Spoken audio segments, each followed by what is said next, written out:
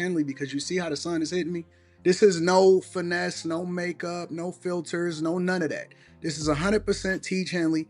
I use it in the morning as soon as I get up, right after I pray and brush my teeth, jump in the shower, and I'm hitting the streets because you never get a second chance to make a first impression. So even though they're giving you 40% off your first order, 20% off for life, even though you may get a free gift, forget all that, right? Because we would do this even if it was full price because it's worth that much. I'm in the streets, I'm kicking it with people, and I see Dusties everywhere. You don't want to be them. You want to separate yourself. And the way that you separate yourself is self-care. Ladies get it for the fellas. Fellas don't wait for the ladies to get it for you. I'm about to hit the streets right now, and I'm feeling confident. I'm feeling great. I mean, I already got confidence, but to have that extra boost of confidence, knowing that you've taken care of yourself and you set yourself apart from all of the rest of the sheep that's walking around making bad decisions on a daily basis. And it's reflected in their actions. It's reflected in the products that they use. It's reflected in the people that they follow. And so if you're trying to level up, if you're trying to make sure that you look good, they're going to send you the pack. They're going to give you all of the instructions on how you're supposed to use it. Then make sure you get your Teach Henley. Again, 40% off your first order, 20% off for life. Get your free gift. Make sure you tap in with your boy Anton Daniels because Unc is never going to lead you wrong. I would never have you use a product that I don't use myself. Again, they've been rocking with me for a long time. Make sure you get your Teach Henley. I love you. I appreciate you. I'm going to holler at you guys later.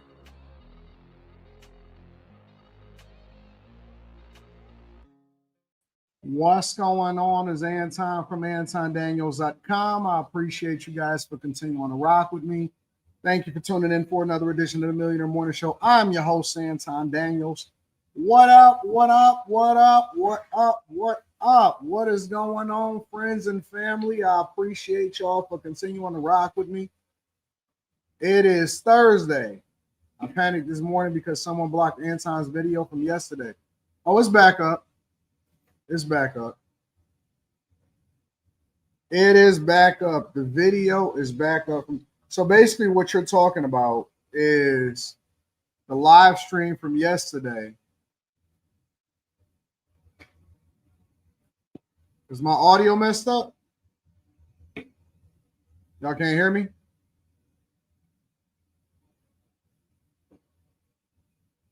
We got audio issues. Let me know if y'all can hear me. I think y'all can hear me, right? Mr. Lot says audio check. Okay, so we good. Loud and clear. All right, good. Y'all talking about the live stream from yesterday. It looked like it was removed. And so basically what happened was CCTV from China. CCTV from China flagged it and was like, yo, you're using CCTV from China to show the military parade of what was going on over there, right? So with the CCTV from China, we had to chop that out, and then the video is back up. So it should be back up. Let me double check. Let me see if the video is back up. Options. Yeah, we good. Video is back up. We good. So if you want to watch the live stream from yesterday, it is up. I will also tell you that I had got a copyright strike. Yeah. On the Anton Daniels channel. I had got a copyright strike on the Anton Daniels channel. And it was from a video that I had did a review on of a girl that was getting kicked out of her house from her father and her brothers. Yeah, it was a video that was getting kicked out from her father and her brothers. And so I don't know why people think that that's going to fly. Like, that never is going to fly. It'll never stick. It's never going to go. So anyway, somehow, some way she was able to get that off. I don't know how she was able to get that off. She did some finessing and maneuvering or whatever. And then I filed a counter situation or whatever. And so then they contacted me after I filed the counter, whatever. And they said, oh man, you know, why don't you just remove the video? So I'm not removing the video now. That's not what we're doing anymore. It's not what we're doing it anymore. So basically the counter notification gives it 14 days in order for YouTube to investigate and figure out what was really going on. and then they restore the video. So they remove the copyright strike, they restore the video back, and everything is all good and dandy. And it's like now they want to reach out to me saying, "Oh man, but you know, I you know, I didn't mean for it to go viral. I posted it, but I didn't mean for it to go viral." And I know that a bunch of other people had removed it from their platforms because people be scared out here in these streets. People be scared in the streets, and so people be removing it from their platform and so, oh, I guess that's just great, huh? I'm like, yo, do I got something in my beard? No, I guess that's just gray. I don't know. Yeah, this is gray. Got to go ahead and make some adjustments, get that gray out.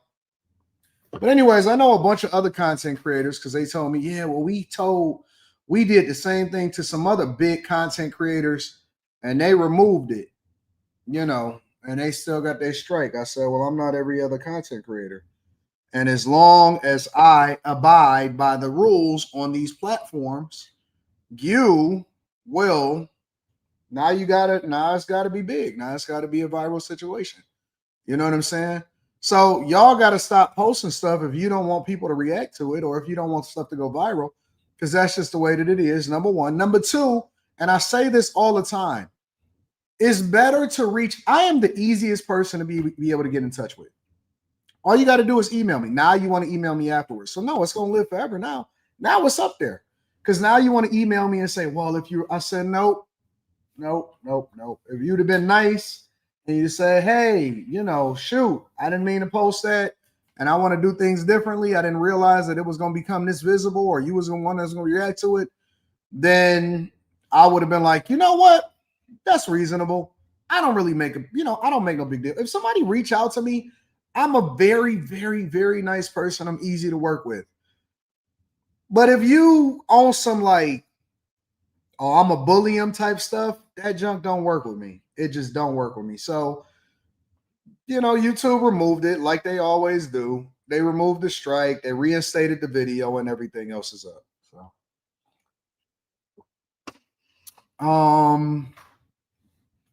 I will also say that I went to the dentist with my daughter yesterday. I took her to the dentist, and so she had to get a shot in her gums in order for them to do a filling, do a certain filling or whatever. And so she was crying like a little baby. So anytime that she got to go to the doctor or whatever, she always asks, Dad, can you take me to the doctor? I say, Les, she big now. You can drive. No, I want you to go. I want you to come with me. So I go. And so she's up there crying like a little baby. She get the shot. She act just like she's 5 years old. What I realize is that little girls act like babies with their daddies. Girls act like babies with their daddies. It don't matter how old they are, 17, senior, act like little babies with their daddies. So me and my daughter, we've been getting it in. We've been kind of spending almost like every day with each other. And so we go to the gym with each other. We're going to be going to the basketball games with each other. Took her to the dentist. We opening up a new business with each other. And so one of the businesses that we opening up, we actually opening up more than one. But one of the businesses that we opening up is we opening up. Tell me what y'all think about this. Okay, we got over 1,000 people in the chat. We can go ahead and get started with the show. Tell me what y'all think about this, chat. So I got this business. We kind of like evolved this business idea out of our love for cars. And out of our love for cars, we was like, you know what, at first, because I was kind of telling y'all about this. And I said that first I was thinking about opening up a customization shop. That was kind of her thing because she loved the customizations and all of that. And then it was like, no, because I don't really want to work on other people's cars. I kind of want to just do our own thing. I don't want to move on nobody else's timeline. I'm not looking for business. I'm not trying to market to nobody. That's not how I really do things. And then I was like, well, we kind of want to do this thing so that we can market and sell our own stuff. Well, not sell our own stuff, but just like, do our own stuff and our own customizations. And so then after that, kind of came up with this newer idea. And here's the key. So what we want to do is, I think the direction that we're going to go in is that we're going to do our own specialty cars that we love. So the cars that we love, the cars that's awesome, we're going to go and hunt for them all across the nation and have them shipped back here to Michigan. And We gonna make, we gonna do whatever it is that we think is the dopest. We gonna have it restored back to its original, or maybe we take an old school car. So I'll give you an example. Maybe you take a Grand National, you restore it to its original state, right? Or you take a old 70s 80s Ford Bronco, and not only do you restore it to its original state, but then you put all of the monitor amenities in it. You know what I'm saying? You make sure you keep it updated and all of that stuff. And so I think that that's what we want to sell instead. So I think we're going to do a custom, like a dealership, but like a custom thing where we do to have the cars restored and done ourselves, and then we gonna sell them. But here's the kick. Here's the kick. Your car. Here's the kick. In order to make it affordable for people, I think that we're gonna do our own private financing. So we're not going to Porsche car with wireless charging. See, that's it right there. Now you got it. But what we're gonna do is we're gonna do our own private financing. So instead of us going or working with banks, we are the bank. So everything just is one stop here. You come, like when we come in and when we sell a car, or if we move a car, or if we decide that we don't want to make it a part of our personal collection, then what we'll do is we do our own private financing, we do our own interest rate. So everything is going to come straight through us and not through a bank, because we don't need financing through anybody else. So you know what I'm saying? That's the play. It's like, okay, well, listen, you ain't got to go through no bank if you don't want to. I mean, if you already got financing lined up, then that's one thing. But you ain't got to go through a bank. You ain't got to do none of that. You come to us. They say I should do that with real estate. Maybe I am, Mary. Maybe I am. Maybe we already gonna be doing it. But this will be the test run, right?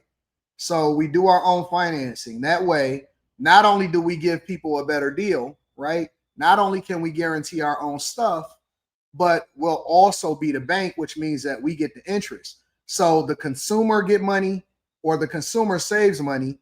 We actually are the bank, because we doing private seller financing.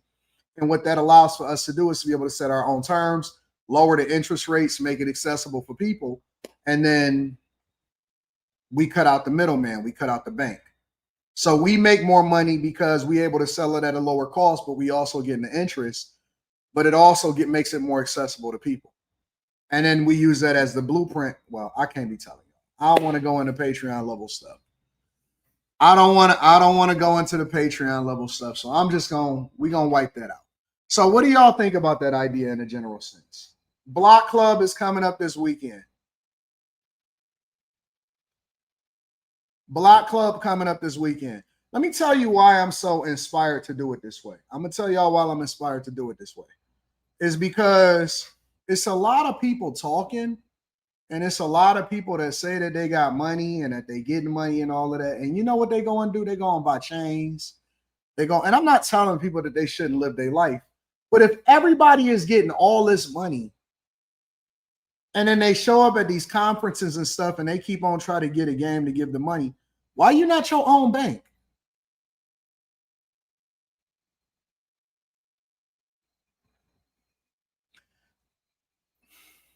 Why if you getting so much money? Because see, I don't believe in why are we going through banks? Why are we not our own banks? If I can buy my own land and build I ain't gonna get into that. Why are y'all dealing with other people? Why do y'all have to go and work with other people? Why are they the bank? Why don't we have anybody that's the bank? If you want to solve for a problem in affordability, you don't need the government to do it. I'm not waiting on no government to do nothing. I do it myself. No, somebody said if we knew better, we would do better. I'm a C student. What are you talking about? I'm a C student. And guess what we gonna do? And guess what we gonna do? Here's the kicker. Here's the kicker. We not doing no crowdfunding. We don't need everybody to put their money together so we can start our own. We don't need to do none of that. What we gonna do is I'm gonna put my own money up, and that's how you do it. I don't need no crowdfunding. I don't need no fund to come together. I'm not interested in nobody continuing to donate and contribute and all of that stuff. We're going to put our own money. You know, do you know that that is the most feared group? That is the most feared thing. Because if you could do it yourself and you don't have to cut nobody in, people don't like that. People don't like that. People don't like that. Everybody, yo, you need to go do this, get your credit together, work with the banks, all of this other stuff. I don't need to work with nobody. Why I gotta work with anybody? Why do I need to crowdsource it? Why do I need to, hey man, let's put a fund together? No, I'm gonna do it. And then I'm gonna tell you how I did it in the Patreon. And I'm gonna give you the game because I'm not a gatekeeper. And if you decide that that's what you want to do, then we go from there.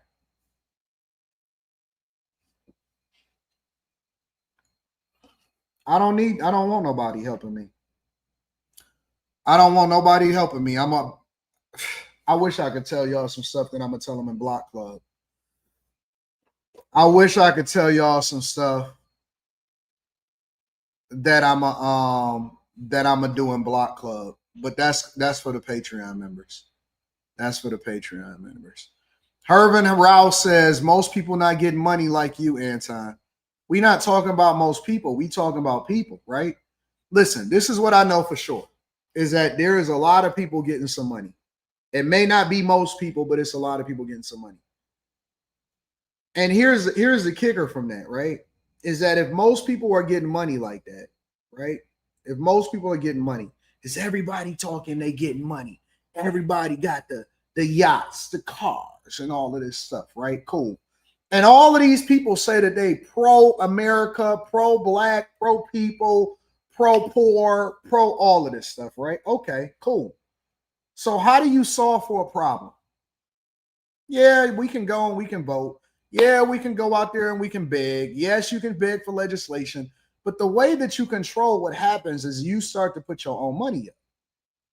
And what I actually know for sure is don't nobody actually want to put their own money up. They just want to keep on pretending like they're doing it when in reality they got a backer. You got a backer. That's it. You just got a backer. And so if you want to solve for a problem, okay, well, don't just buy up the block. Also be the one to issue the financing and the funding. That way you control who comes in and who don't come out. Then you can control what happens in the streets. Then you can control what happens when it comes to policing. Then you can control what happens in your city council. Control is not just voting and begging and marching. Control is owning and then determining what happens in that community. That's what control is. If you want to allow for people to have better housing, the government can't do it. And we're going to talk about real estate today. We're going to talk about community, and Trump is declaring the housing, may declare a housing emergency. We're going to talk about Chicago, Milwaukee, all of this stuff, right? We're going to go into the ding dong ditch things and everything, because I know I got to give you all the entertainment in order for people. If I just start talking game, then that's different. That's why I separated, and I only do that for the Patreon members. So we're going to do that for Block Club, all right? But if you're worried about interest rates, don't sit there and complain about it. Be a private lender.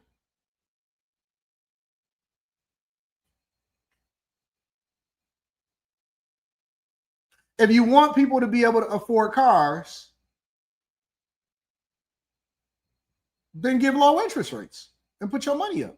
Now, the problem with that, I'm going to tell you the real problem with that is that in order for people to do that, they would have to make a sacrifice. That's the key. Is because we don't want to make the sacrifice. It would take for a person to say, you know what? All right, maybe I won't buy the $1 million house, or maybe I won't buy the $10 million house. Maybe I'll live in a $600,000-$700,000 house amongst the people in my community, and then I'll buy 10 houses, or I'll build, or I'll do this, and then I'll make the sacrifice. I'll make more money on the back end in the long run, or maybe my kids will be the one to really benefit from it. But I won't be able to spend $9.5 million on myself. I'd have to spend $9.5 million investing and believing in other people. And see, when people say that they pro this or they pro that, all that is a grift. All that is an opportunity for them to get visibility. They not actually investing in nobody. They ain't investing in nobody's businesses. They ain't giving nobody. You don't need subsidized housing. We don't need Section 8. You don't need people to come in and build low affordable housing. What you mean? Y'all got all of these millionaires and all of these people getting this money and these concerts and all this shit. Y'all doing, I'm sorry, excuse me. Y'all got all of this stuff all the time and ain't nobody actually doing it? What you mean? Put your money up then. Do it. Do it. Put your own money up. So that's the long-term goal. The long-term goal is to be completely self-contained and issuing financing to people and to become the bank.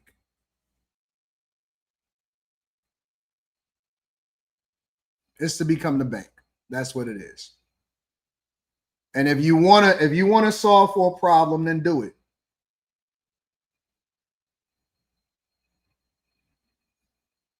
If you want to solve for a problem, then do it. You don't need nobody to do. That's why I tell people, you don't need nobody to do nothing. It's going to take sacrifice. It's going to take hard work. It's going to take a long-term vision. It's going to take execution, and it's going to take dedication. And it's not going to be easy. And you're going to fall, and you may fail a little bit or whatever. But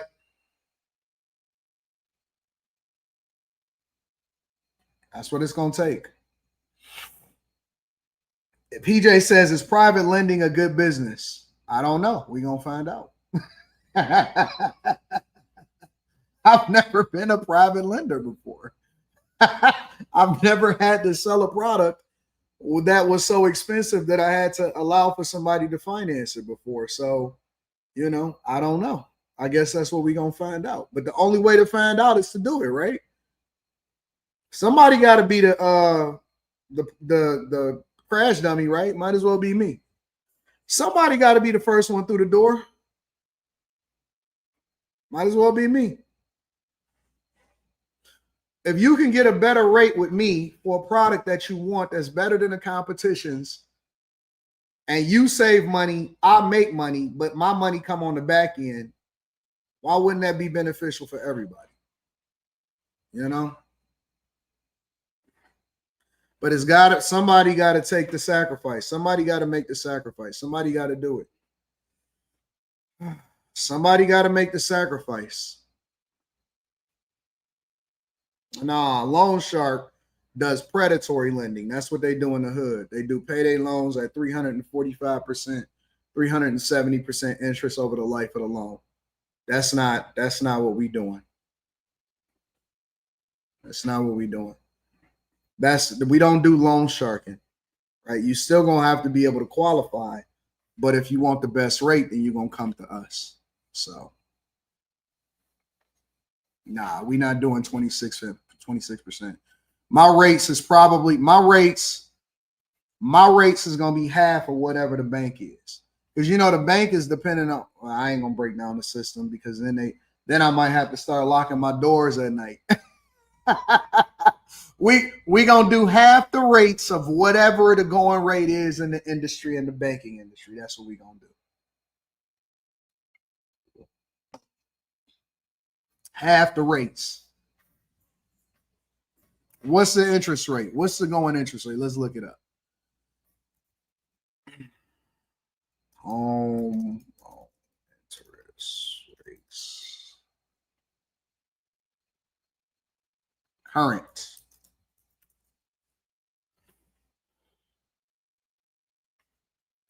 Looks like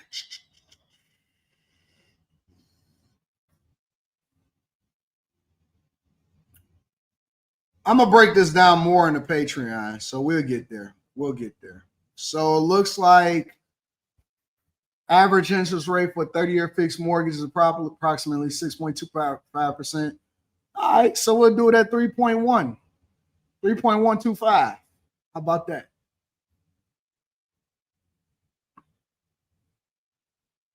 3.125 interest rate.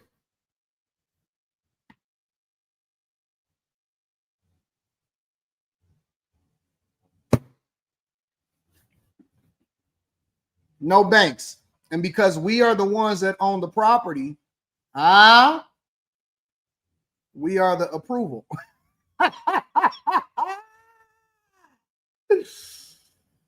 Oh, I'm gonna clean up. I'm gonna kill everything. I'm gonna kill everything. Don't worry about it. We'll talk about it later. I don't want to talk about it. Anyways, what's going on? What's happening? Don't shh.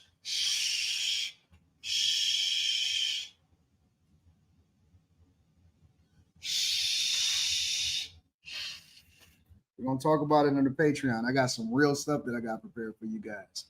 All right. How they gonna stop me? Who gonna tell me no? Who gonna tell me no? I own it. What are you talking about? It's my money. I can do what I want with it. It's my property. It's my money. I can do what I want. Make sure y'all tap into the Patreon. Link is in the description as well as pinned to the top of the chat. Anyways, y'all ready to get started with the show? I'm gonna cut that part out. End of the show, I'm gonna cut that part out. All right. This is a 2 to 10 year project. All right. 2 to 10 year project. We're gonna get into it. We're gonna talk about it later. All right. Y'all ready to get it popping? I know y'all ready to get it popping. Why y'all want me to be messed up? AD, you know the bank's gonna come together. Listen, this is what I need y'all to do. This is what I need you to do. Because I ain't asking nobody for no money. This is what I want y'all to do. I want y'all to pray for me. Don't wish negative on me. Don't say somebody is going to do something. The power of life and death is in your tongue. Pray for me. Pray that I be successful. Pray for my character. Pray that I stay focused. Pray that I'm actually able to execute on the things that's good for the people. Don't wish it bad on me. Pray for me. You know what I'm saying? Pray for me.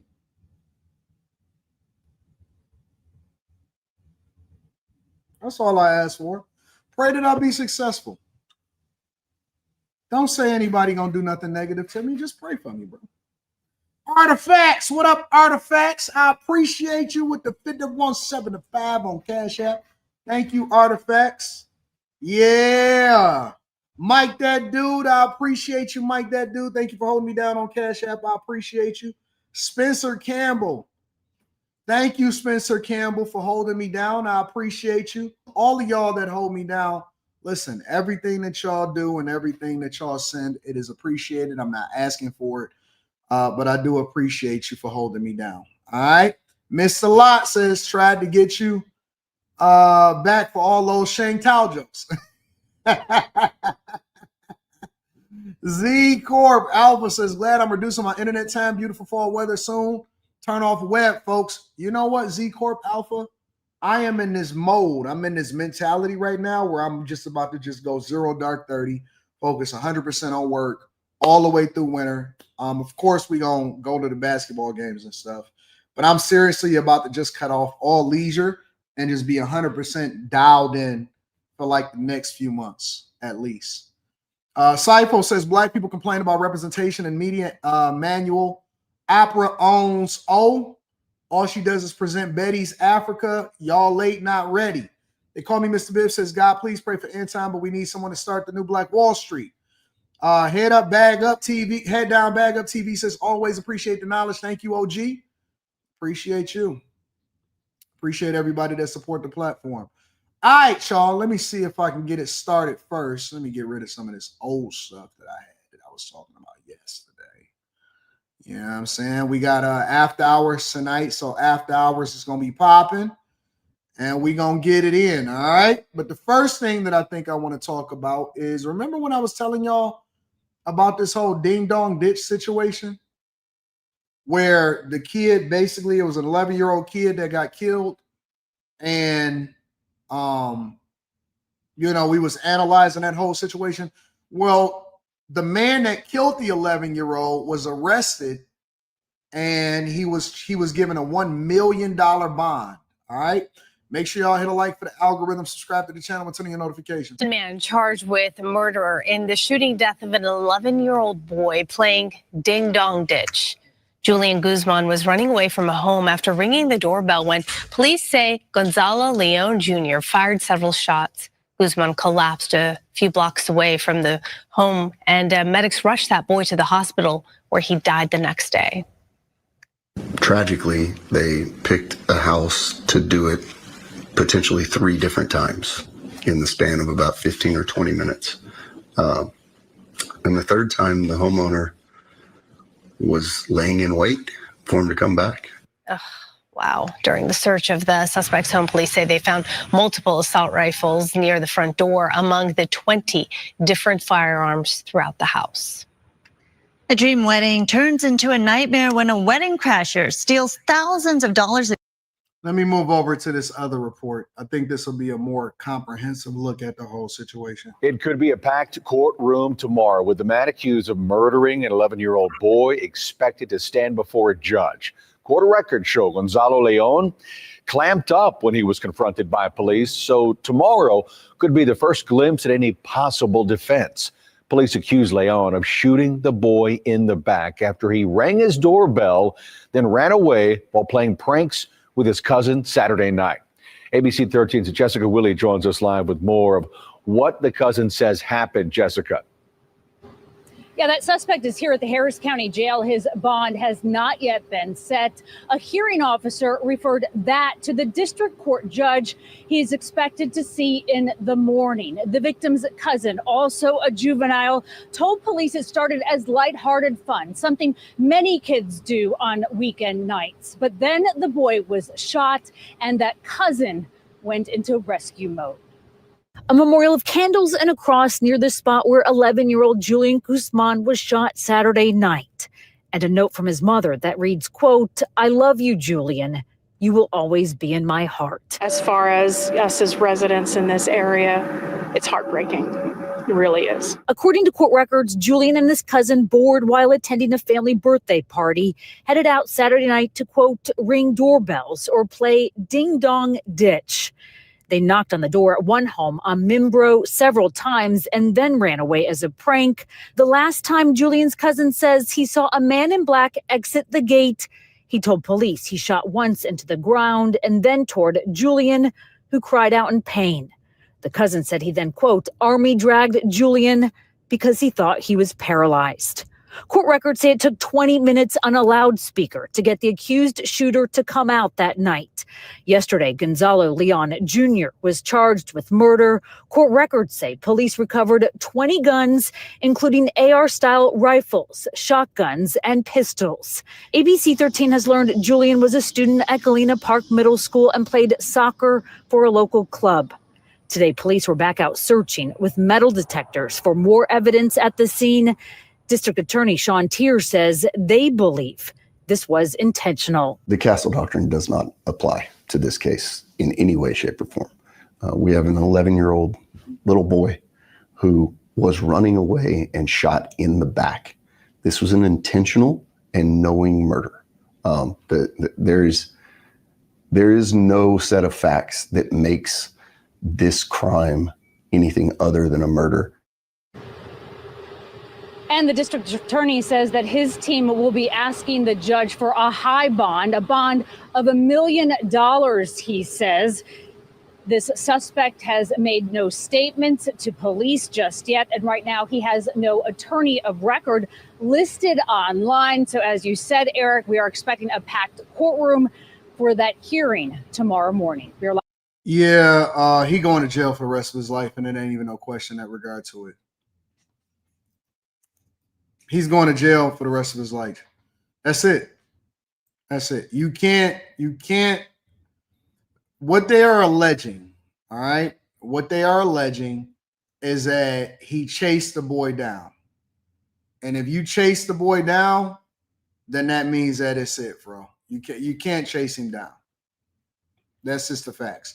Like if you chased him down, then that means that you were intentionally looking to kill him, which would make it absolutely evil, in my opinion, because if you know, if you chased him down and the boy is screaming in pain, then that means you intentionally evil, bro. You intentionally evil. Is nothing that you can say about this that would actually justify killing the boy at all. It's nothing that you can say. Watching the News Edge Early Edition. All right, good afternoon, everyone. In the rundown here today, a story that continues to make national news. A $1 million bond has now been set for the man accused of gunning down an 11-year-old boy. Investigators say the child was shot in the back while playing a prank with his cousin. Fox 26's Jillian Hartman has the latest on this tragic case. Balloons and flowers surround this growing memorial for 11-year-old Julian Guzman, a young boy whose life was cut short. He was shot in the back while playing Ding Dong Ditch. Today, a judge set bond at $1 million for Julian's accused killer, sending a strong message to the community. As this memorial for Julian Guzman grows, so does a demand for justice. The man accused of killing the 11-year-old is Gonzalo Leon Jr. He was back in court Wednesday. The judge set a $1 million bond. His defense attorney asked the judge to set it at $100,000, but the judge sided with the state's request for a higher bond. You are here charged with murder. It's a first-degree felony. When you have a case as tragic as this one, and quite frankly, as brutal, when you have an 11-year-old shot in the back and murdered, I think it's an appropriate bond. It's an appropriate bond to protect the community from someone who obviously has very little regard for life of any kind. And that was the reason that we asked for such a high bond. Authorities say Leon was waiting by his home along Minbro Street in East Houston late Saturday night when Julian and his cousin knocked on his door for the last. Because think about it, bro. Like, I know somebody is saying it's no protection for the homeowners. Bro, you can't chase somebody down and kill them in the street. That's number one. Number two, think about it. If somebody rings the doorbell, right? If somebody rings your doorbell, unless you in some kind of mess, right? Like, I'll give you an example. Let's say, for example, you in a dope game, or you in a drug game, or you in some illegal stuff, then you probably got your hand on your pistol at all times. Whereas if somebody rings your doorbell, unless you shooting through the door, because the door wasn't shot through. So unless somebody's trying to kick in your door and they trying to come in and they knock it over, even if you're just a regular citizen, usually you got to if your gun is right next to you, then you got to get to it or whatever. If somebody rings your doorbell or knock on your door and run, right? Because they said that the kids had did it before, as far as knocked on the door or rang the doorbell and ran before. And so he was anticipating it happening again. He probably seen them down the street doing it and was anticipating them getting up there and then doing it, right? So unless you're sitting in the living room facing your front door and there was no bullets, through the front door, no shooting through the door. It was the kid was dead outside away from the house, meaning that he probably chased the kid down, bro. All right. This isn't rocket science, bro. This ain't rocket science. You can't chase a kid down and kill him. It just is what it is. Now that the details is coming out, you can't open up the door, run down some people, and then shoot one. That can't happen. And you see it as a bunch of kids. You can't do that, bro. Every single gun owner knows this. Everybody that has ever taken a CPL class, a gun owner or whatever, you know that it got to be different. It got to be different. You can't run outside with your pistol and go and chase somebody down and kill them. It's very clear cut. Now, how many guns he had in his house, that it has nothing to do with the case itself, because if they were legally owned, they were legally owned. But you cannot go and chase somebody down that did a ding dong ditch. Now, again, they didn't kick the door open. It wasn't crazy. It wasn't nothing like that. He don't even know if he was the one. Here's the key. He don't even know if that kid was the one that kicked that, not even kicked, but that did the doorbell prank on him. He don't even know if that was a kid because it was apparently a group of them all playing ding dong ditch.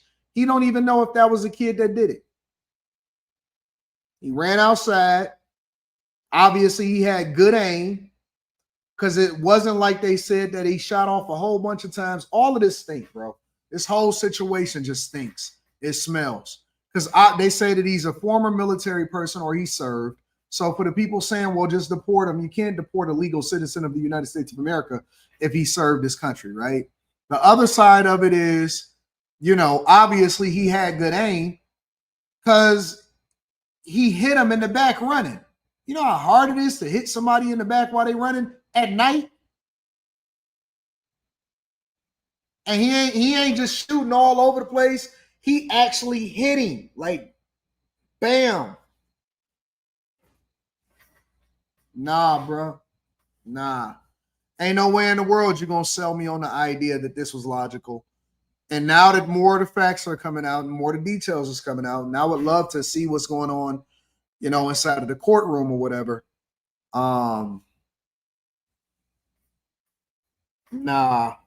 It sounds like he going to jail for the rest of his life because there ain't no way in the world that you can justify this in my mind. Last time, the kids had knocked on the door and ran away multiple times, and in their final attempt, investigators alleged Leon came out from behind a gate by his house, opened fire, striking Julian in the back as he ran. Julian and his cousin got about a block away before Julian collapsed, and Julian died the following day at the hospital. Prosecutors also did ask for a high bond because Leon was arrested 20 miles away from his home with a large amount of clothes, saying it might be a sign he was trying to flee. But the defense claimed that's why he got the large bond, because he was arrested 20 miles away from his crib with a bunch of clothes on. Yeah, he was trying to flee. He knew he was wrong. Usually when you don't feel like you did anything wrong, you'll call the police. You'll wait for the police. Hey, listen, I had some home intruders come in and it's a tragic situation. Go ahead and send the ambulance. And it looked like y'all gonna need a couple of different ambulances. You don't run away from somebody that's shot, bro. You don't run away from a situation. It's like fleeing the scene of an accident. You don't run from an accident when you got insurance or, you don't feel like you was wrong for the accident. And so you was found 20 miles away, 20 miles. So you immediately. Oh, here we go. Another idiot that don't have no profile picture. You're covering this. We usually ignore them, but I just want to bring it up just to show y'all. You're covering this. Why didn't you cover the white guy that did the church shooting in Minneapolis last week? I'm not even going to say nothing. I'm going to let the chat address it. Not even going to say nothing. I'm anonymous. I'm not even going to say nothing. But anyways, let's continue on with the show. Yeah, he's going to jail. And it sounds like one of the reasons why he got such a high bond is because he tried to flee and he tried to run. He didn't call the police. He didn't try to get help for the little kid or nothing once he found out that it was a little kid.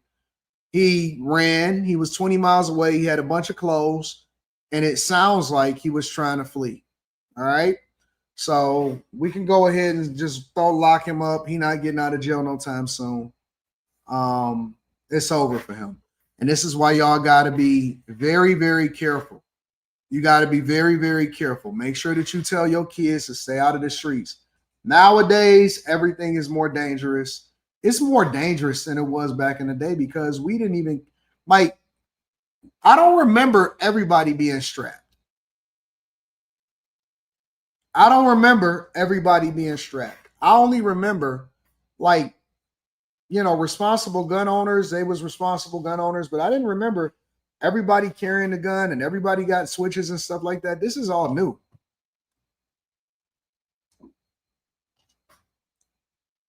This is all new. And so, yeah, man, teach your kids. Now ain't the time to be playing games and playing pranks. Everybody is strapped nowadays, and everybody is doing it differently. Make sure y'all hit a like for the algorithm, subscribe to the channel, and turn on your notification. Ricky Pruitt, what up though, Ricky Pruitt? I appreciate you for the 2-ball. Head down, bag up. TV says, ever figured out what happened to that donation from the other day? You better than me. I would have refunded that immediately. No, I'm not on that. Once I give something, I got a different mentality. Head up, bag down, or head down, bag up. TV. I am not the type of person to give you something and then monitor what you do with it. I'm not the type of person to try to figure out what was happening with it or any type. I'm not the follow-up king. Once I give it to you, it's yours. And, whatever it is that I realize from it, I learn from it, and then I make adjustments. But once it's gone, it's gone. I give out of the goodness of my heart. I let God do the rest. I'm not the type of person to go into that. I don't care like that as much. And maybe I need to be a little bit more cutthroat. Maybe I need to be a lot less loose with my dollars and with my cash and stuff like that. And then I'll, you know what I'm saying? Maybe I'll be a better business person or something. But Giorgio Armani just died. Interesting. Cynthia Haynes says, Anton Daniels, I love the extraordinary grace you have for your precious people. I need to buy a car from you ASAP.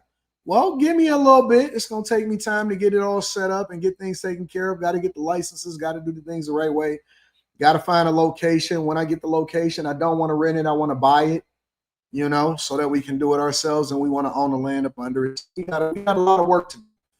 It take a lot to stand it up, and once you start standing things up, then you can start doing things differently. AR says, I agree, but Trayvon Martin comes to mind. I don't know what Trayvon Martin got to do with this. I've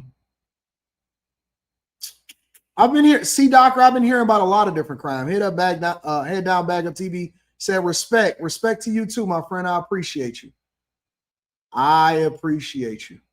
Erica Wilson says, AD, send me $30. What do you mean send you $30? What you mean send you $30? I don't even know what you're talking about. You got a cat head. You got a cat head. I don't know what you're talking about. You got a cat head. I'm like you, Anton. Once I give it, it's theirs. Mr. Spock says, it's a welder. Says, hit me if you need a welder for that shop. All right. I got a lot of work to do, though. We got a lot of work to do. So we gonna figure it out. We're gonna figure it out. All right.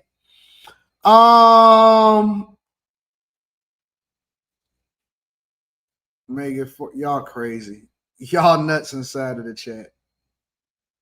Y'all are nuts inside of the chat. May God guide your mind. Thank you. I'll take that blessing. Yeah, I've been seeing a lot of crime happening all across the United States of America. Milwaukee is asking the Trump administration to come in and take over instead of Chicago, but we'll get to that shortly.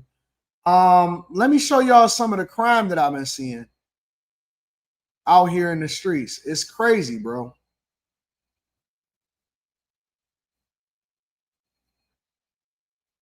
Thank you for joining us tonight. I'm Keith Garman.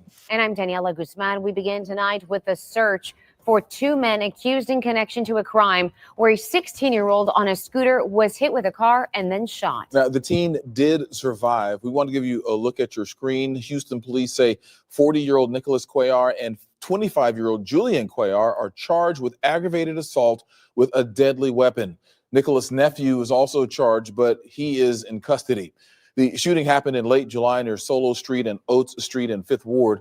KPRC2's Corley Peel is near that area now with how court documents say police connected the suspects to this crime. Corley. Keith and Daniela, records show that Nicholas Cuellar recently got out of prison and was required to wear an ankle monitor. Houston police say the tracking information from that ankle monitor put him here at the scene at the time of that shooting. Investigators say he actually spoke with police and admitted to the crime, but it's unclear where he is and why he hasn't been found. Surveillance shows Nicholas Cuellar chasing down a 16-year-old teen on a scooter with this white SUV. This is near Oates and Solo Streets. Records show Nicholas' nephew, Julian, is in the passenger seat, pointing a rifle out the window, firing a shot, but he misses. Investigators say Nicolos hit the teen with the car, knocking him off his scooter. Nicolos told Houston police his 16-year-old nephew in the backseat shot the teen on the ground. A month after the shooting, police found the white SUV in an H-E-B parking lot. It was registered to Nicolos' girlfriend. Police got Nicolos on the phone, who says before the shooting, he showed up to a relative's house, finding Julian and his 16-year-old nephew in the front yard with guns. They asked Nicolos to roll around the block to find the teen on the scooter and his friends, who allegedly were throwing rocks, breaking windows at the house. After the shooting, Nicolos' teen nephew was arrested, but he and Julian are still on the run. What kind of monsters is out here? What kind of OGs do y'all got? Y'all don't have what kind of that's what's wrong in the streets. Even the streets used to live by a code. The streets used to have a code. The streets wasn't rocking like this. Listen, this is the way it used to be. It used to be to where whatever the OGs or the people was doing something or they was out here, if they seen the young bulls, especially if they was related to them, they didn't tell them that, hey, I'm gonna come jump in the car and we about to go put in some work to get. That's not what it was. It was like, hey, my OGs and the people that came up, and this is the reason why I got the mentality that I have right now. It's not that I didn't grow up around it. It's not that it wasn't normalized what was happening. I grew up in the inner city just like everybody else. But I had a lot of different impacts and influences on me. Some from my father, some from my family, some from the church, and then some from the streets. But here was the streets. The streets, when they seen that you was a young bull and you had potential and all of this stuff, they told us to stay out the streets. Hey, man, what you got going on? Hey, how you doing in school? Hey, bro, stay in school, man. You don't want to end up out here on these streets or whatever, so on and so forth. That's what our OGs told us. Our OGs, when we would see them put in work and we would be like, hey, man, I want to be out in these streets like you or with you. Nah, bro, what you talking about? Man, you got good parents, bro. You got this and that, so on and so forth. And they knew that they was going to die. They knew that they was going to go to jail. They knew that they wasn't going to never be nothing. And so they was living that life. But at the very least, they still had love for the people that was coming up after them, or they had love for the people that they knew had greater potential. And I don't know if it was spiritual. I don't know if it was internal, where even people that was doing wrong could still see the potential in somebody else that was doing right. And so my cultural norms was different, because when I was coming up, it was like, because I remember when I first, my dad had sent me to private school because I was, starting to get involved in stuff I wasn't supposed to.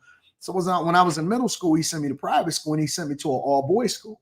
And so the running joke on me at the time is, it ain't no hoes in there. You got to focus on all of them hard legs and all of that stuff, right? But we didn't take it as serious as the guys on the internet today. And then the guys we took everything as a joke. You learn how to Jones back. That's how I know how to cap on y'all so back. Y'all say stuff in the chat. It ain't nothing that I ain't never heard before, because I grew up getting, you know what I'm saying? We capped on it. We called it capping. We Jones on each other. We capped on each other. So you had to have strong comebacks. And so, yeah, that's all right. But as soon as I got home after hanging with the boys, I was charged up. So I made sure I finger banged your chick. So you always came back with a joke. You know what I'm saying? And so that's how we was tough. We wasn't sensitive like the guys that be in my chat today. The guys that's in the chat today, they uber sensitive, they uber feminine, they ready to crash out if somebody say your mama, mama. Oh, don't you ever say nothing about my mama. And so it was different back then. We used to Jones all day and you just couldn't be sensitive. And then you start to develop the thick skin, right? And so that was the running joke. That's why your parents sent you to an all-boys school or whatever. And this was the OGs and different people that teased you. But at the same time, the joke was in jest because they also was great advocates for you to go off and do great things. Hey, man, you smarter than us, or hey, man, I want to. No. Man, stay your punk A home, bro. I'm out. Come on, man. Let's go do whatever it is you got to do. So our OGs was different. or at least mine or people from Detroit was different.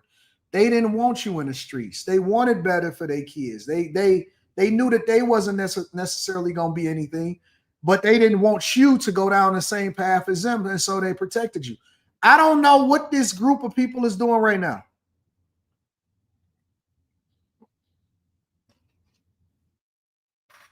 I don't know what's going on in the streets. The OGs act like the little kids. The people is acting stupid. Everybody acting like they ain't got no sense. The people that's putting in work is younger and younger and younger every single day. What do you mean? What do you mean? Why is it so young? Why are they so? Where is they getting all of this from? Where is they getting it from? Like they not learning this on their own. Do what you think that these young boys, 11, 12 years old, that they went and found guns on the street, man, they getting that straight from their homies. They getting it from the OGs because they don't care nothing about them no more. It's a different time. It's a different place that stuff is taking place nowadays. Don't nobody got no real respect for each other. And everybody is just out here like the Wild Wild West, bro. People is out here like the Wild Wild West. Nobody got no respect for each other. Two armed robbers who attacked a convenience store owner. Yeah, the men were caught on camera running away with a cash register after leaving the owner bleeding inside his store. It happened early this morning at the Harvest Food Store on Yale Street in Houston's Independence Heights. Michelle Choi details what happened. Yeah, take a look. This spot right here inside Harvest Food is where I'm told one suspect jumped over the counter. The other person got inside through that glass door. The store manager also showed me these two zip ties she says the robbers brought in. See, they jumped in through that's why you got to keep the glass closed. You can't you can't even not have the glass at all. When you got the glass, you got to keep the glass closed right now. The bulletproof glass is to protect you from people running in. Doors locked, glass closed. You got to make sure everything is straight. You see them Red Bulls right there in the front? You see them Red Bulls right there? Right there? Let me tell you what that is. That's extra protection. I taught you something new today, didn't I? That's extra protection. You see the cans and the goods and stuff up front? Y'all think that that's extra storage? That's not extra storage. That if somebody is shooting, you got the extra protection because the bulletproof glass only go up here. It's from waist up. It's not going down. It's extra protection. So if you shooting, you got to shoot the cans and it got to go through the wood in order for it to come through. That's extra protection. A lot of people not familiar with that. You ain't know that, Black Beauty, did you? You ain't know that, Black Beauty, did you? Yeah. That's extra protection. It's a makeshift bulletproofing area over there. I can't give them all a game, Desiree. I can't give them all a game. This is Hood Logic 101. This is Hood Logic 101. Extra. He believes they were going to use it to tie up the owner, but never used it because things quickly escalated. Surveillance video from the vape shop next door shows the two suspects sprinting away, one with the store's cash register tucked under his arm. According to HPD, this happened around 1 a.m. Wednesday when two men wearing masks came in, armed, and pistol whipped the store owner who was working alone at the time. I spoke with him by phone earlier today. Still recovering from his injuries, Muhammad told me the suspects hit him in the face multiple times and even fired 3 shots. He was later rushed to the hospital, needing nearly 10 stitches to his head. Muhammad said the men got away with about $3,000 in cash, cell phones, and even packs of cigarettes before taking off in a red truck parked nearby. Among those shaken by the news, his friend Bobby Harris, who rushed out here and shared the video. When you heard about what happened to him last night, what was going through your mind? I was pissed off. Bobby says Muhammad has run this food store for more than 30 years and his friend doesn't deserve this. He's a great guy, great businessman in the community. He helped a lot of people. They do a lot for the community. Both Bobby and Muhammad tell me crime isn't common here, so they're both shocked. They're now hopeful the suspects will be caught soon. End of the day, we're just trying to feed our family and go home safely. In the meantime, Harris says they'll be tightening up security and come together. We all got to stick together. We business. What is that? So wait a minute. They knew what they was doing. They knew what they was doing. Ain't nobody crazy. Y'all see what I see? They gonna act like they showing a security camera, but in reality, we know what's going on. They got the ruby rabbit up there. They got the mighty metallic wand right there. Get the hell out of here, bro. They knew what they was doing. See, I'm good. I got the eyes. I got the eyes. I can see things. Stuff when everybody just glance over it, I'm able to spot certain things. Okay, all right. I see what y'all got up there. I see what y'all got up there. They thought that they was going to let that slide through. See, y'all got we used to call these in the video games. These was what was they called in the video games? Easter eggs? Yeah. We used to it's a back massager. Nah, that ain't no back massager. That ain't no but a ruby rabbit. I don't look at that as a back massager. We used to call these Easter eggs inside of the video games where it will be certain things that the developer put in there. The developer put in there certain things for you to be able to catch. Yep, we call them Easter eggs. But crime is out of control everywhere.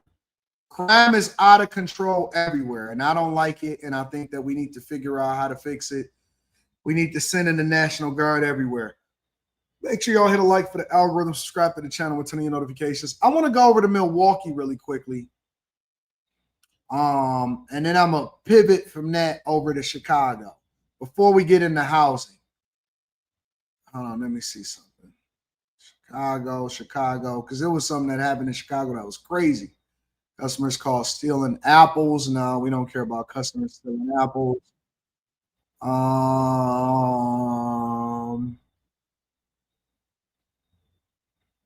Thieves, Kawhi Leonard. Here we go. So let's go over here. Let's go over to Milwaukee real quick, y'all. Let me see something real quick.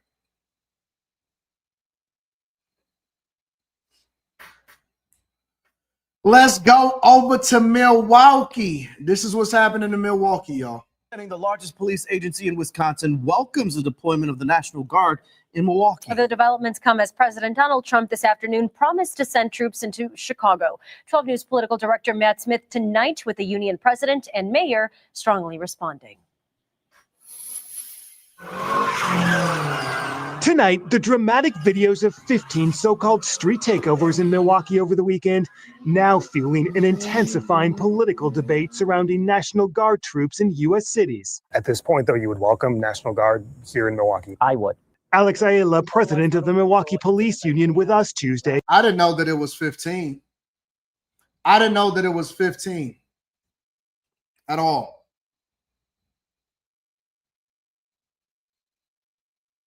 Saying he's planning to reach out to President Trump in the coming days to request and welcome National Guard help, citing the weekend street takeovers, officer shortages, and the ongoing contract dispute with the city. You have all these incidents that are out of control. We don't have the staffing for it. I'm sure that the National Guard would do a great job in helping us out. What would they do, ideally? You can put up some security checkpoints. You have them walking around. They're visible. So for me is, you want to bring me help from the National Guard? I'll take it.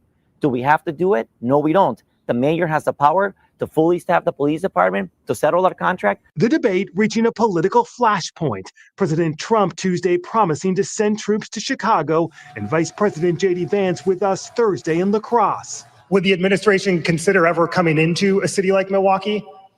Well, again, we want to be invited into Milwaukee. I hope the mayor of Milwaukee gets some common sense and actually fights for her residents for a change, or his residents for a change. Milwaukee Mayor Cavalier Johnson with us this afternoon. I did see the MPA president saying that he would welcome the National Guard to Milwaukee, which I thought was pretty peculiar and pretty infuriating at the same time. Why do I say that? I say because in my office just a few months ago, he came and he sat down and he was with a bunch of folks. And he was asking me, and they were asking me what we could do in order to make sure that ICE and immigration were not clamping down on people at Mexican Fiesta. So I don't understand why he's interested in bringing in federal troops now, bringing in the federal government now, when he was against it just before.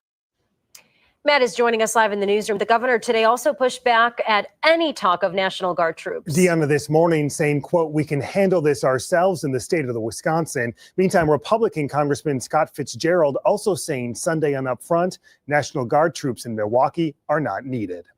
So, all right. So let me ask a question, because this is a tale between two entities, right? If it doesn't cost you anything, to have the Trump administration help you get some control in your own city, because I didn't even know that it was 15. I didn't know that it was 15 sideshows happening. I only had know about 1 or 2 or something like that when I had seen it the other day. I didn't know that it was 15 at all. So if the police union rep, the police union president says, listen, we're welcoming the president of the United States of America coming in and helping because we actually have a staff shortage. Why are the politicians thinking differently versus the people that's actually on the ground? If the police union is saying, or the president of the police union is saying, listen, we got a staff shortage. And it seems like all of the good police officers went out to the suburbs. Tasha, it seemed like all of the good police officers got their experience in the city, went and got recruited to either the state police or the suburbs, and they went into other places. Almost every city that has crazy stuff going on has a shortage of police officers. And it seems like the shortage comes from budget. So what I'm basically seeing is Milwaukee, Chicago, Los Angeles, New York, all of these places have a shortage of police officers. They're short hundreds, if not thousands of police officers. So if the police themselves are saying, listen, it will be a welcome sight, I think it's the politicians that not only is finessing the people, but the politicians are also not willing to be embarrassed because they don't want to seem like they're not doing a good job. It's funny because I was looking at Mayor Bowser over there in D.C., and Mayor Bowser was just thanking Trump. But then at the same time, I just seen Mayor Bowser allegedly, if I'm not mistaken, file for the National Guard to be removed after 30 days immediately, right after they thank Trump about stopping crime. So which one is it? Do you actually want to stop crime or no? Let me see if I can look this up. Washington, D.C. National Guard lawsuit.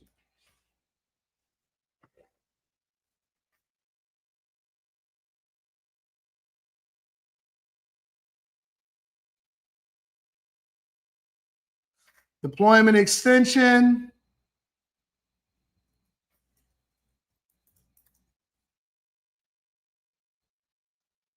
Lower crime in D.C. I don't know. I'm gonna have to find it because I thought it was something that said that they were suing to try to stop the National Guard from continuing to stay in D.C. even after the crime. It may be something that I just seen. I don't know. I have no idea. D.C. Attorney General. Maybe it wasn't the mayor. It's the Attorney General.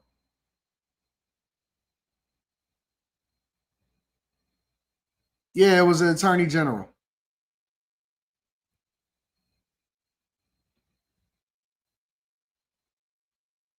Latest wrinkle when it comes to the like decision the of the audio on National this. Guard in the district and where things stand now. Because what we have now is DC's Attorney General Brian Schwab filing a lawsuit. This is a copy of it that we have right here in the Fox 5 newsroom. A 34-page lawsuit essentially challenging that the National Guard can be here in Washington, D.C. So this is filed, the lawsuit. His name's just about everybody you can imagine in this, from the District of Columbia versus Donald J. Trump, the Department of Defense, the Defense Secretary, the U.S. Army, the Secretary of the Army, the Department of Justice, the Attorney General, the U.S. Marshal's Office, and the Director of the U.S. Marshal's Service. So what are they saying? What are they arguing? Well, there's 115 points that are made in it, but I'll summarize it by saying this. At the crux of this is essentially two things. One, the challenge of home rule. They are saying that the White House is essentially using the military in an illegal manner to conduct local law enforcement. These people don't want crime to stop, bro. They don't want crime to stop. That's not even a thing. They don't want crime to stop. They're not trying to actually do anything to change the narrative or the mind. They don't want any of that type of stuff, bro. They just want to continue to leave things like it is. And they want to continue to rip off consumers and the people that, you know, pay their taxes and all of that stuff. They're not really trying to stop crime over there in DC, bro. Seriously.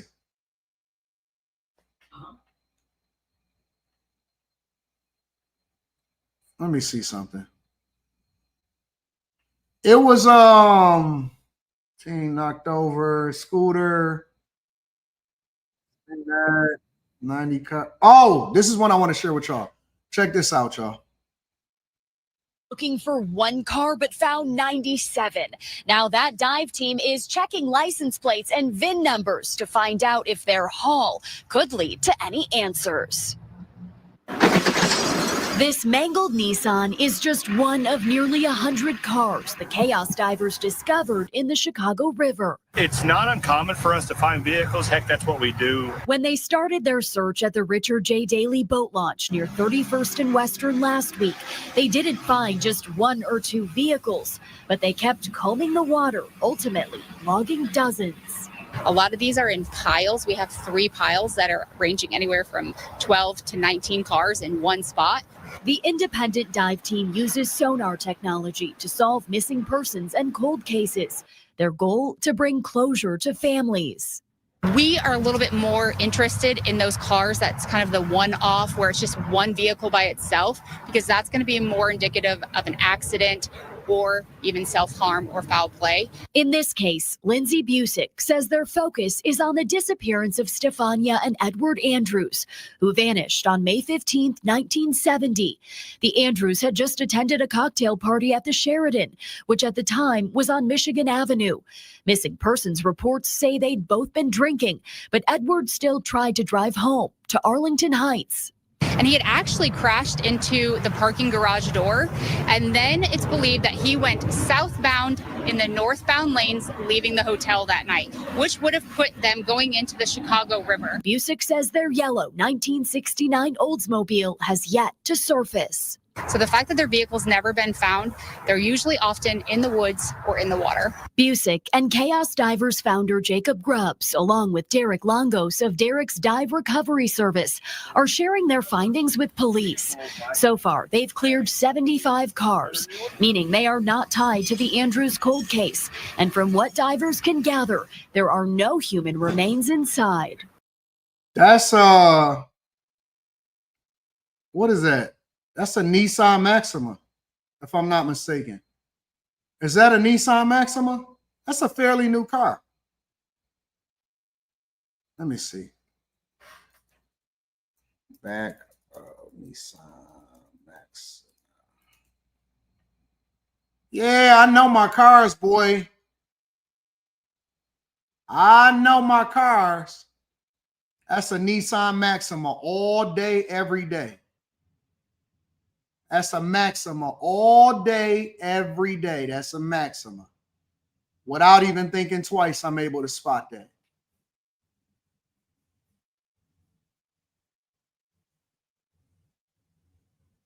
Yep, that's a Maxima all day.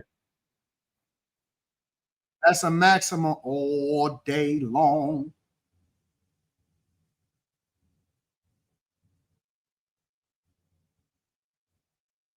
Yeah, that's definitely a Maxima.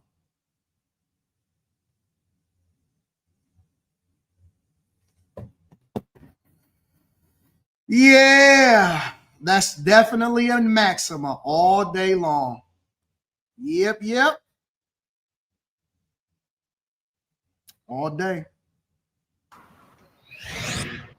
Now, the car that was pulled from the river today was actually impeding boat traffic. That's why CPD took it out.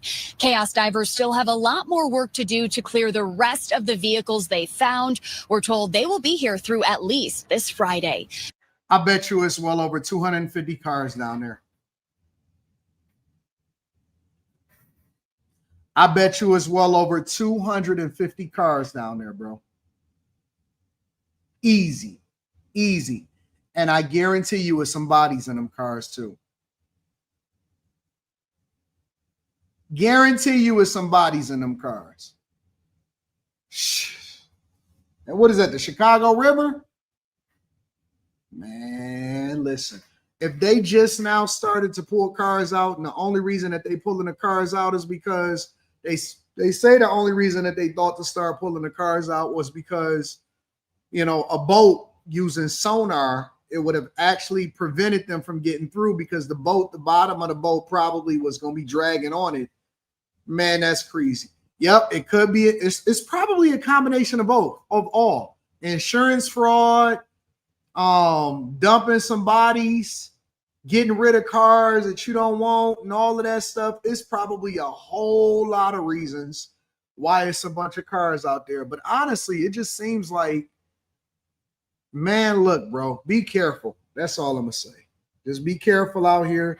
Be careful in these streets. Don't find yourself in a negative situation or a negative disposition at all.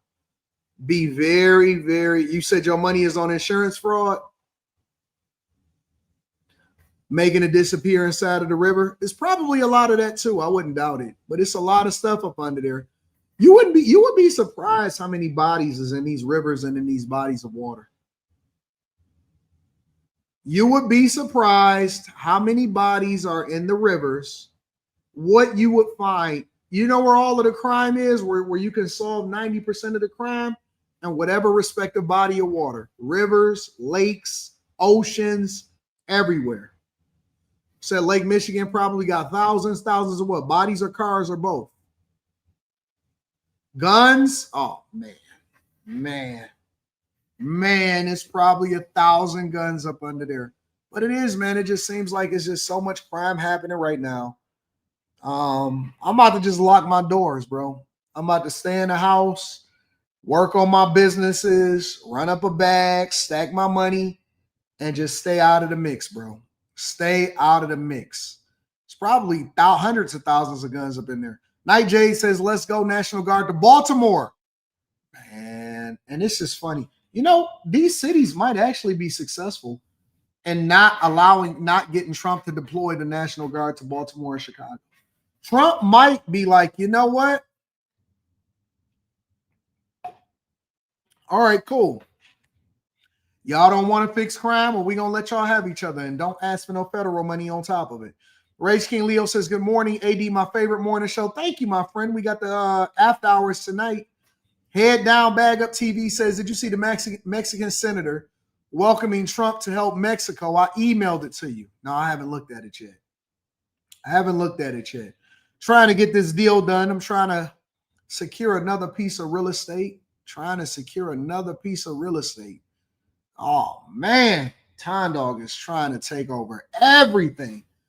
Anton is trying to go broke every single month, making sure that I buy as much real estate as I can. Cortez says, hello, Mr. Daniels. Could you mention the 171 Sinaloa cartel members being arrested in New England this week? No, I wasn't familiar with it.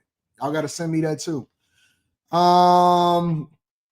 Joe says Democrats are the party of crime. If they solve it, they'll no longer steal money and have an issue to campaign on. Yeah.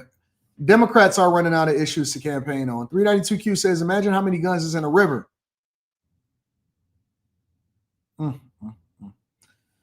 Courtney says, Anton, when does the 101 start? Well, that's good news because I'm anticipating the 101 starting probably within the next 3 weeks. So limited space. It's going to be limited space to start off. And then I'm going to just be locked in, making sure that I hopefully add value into y'all lives. Just tuning in from work. I enjoy your morning show. Hope you're having a great day, Anton. Hope you're having a great day too, KJ. Thank you, my friend. I appreciate you.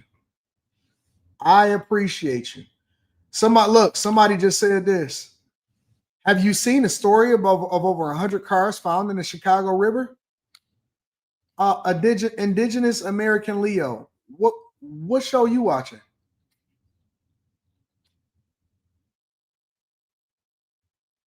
I seen that white face, black face. I'm gonna talk about it on After Hours tonight.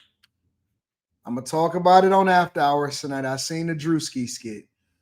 Indigenous American Leo. Are you trolling? Are you trolling? Are you behind on the show or what?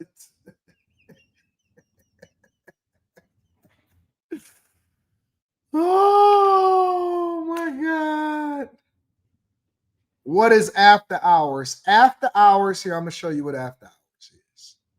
Cindy Rose said, what is After Hours? Well, let's go and figure out what After Hours is. Okay. So if you go to the Anton Daniels channel and you see the different things that's on the Anton Daniels channel or the Millionaire Morning Show, Anton Daniels, whatever, you scroll down slightly, you'll see all of my other channels. Okay. So let me share my screen with you guys.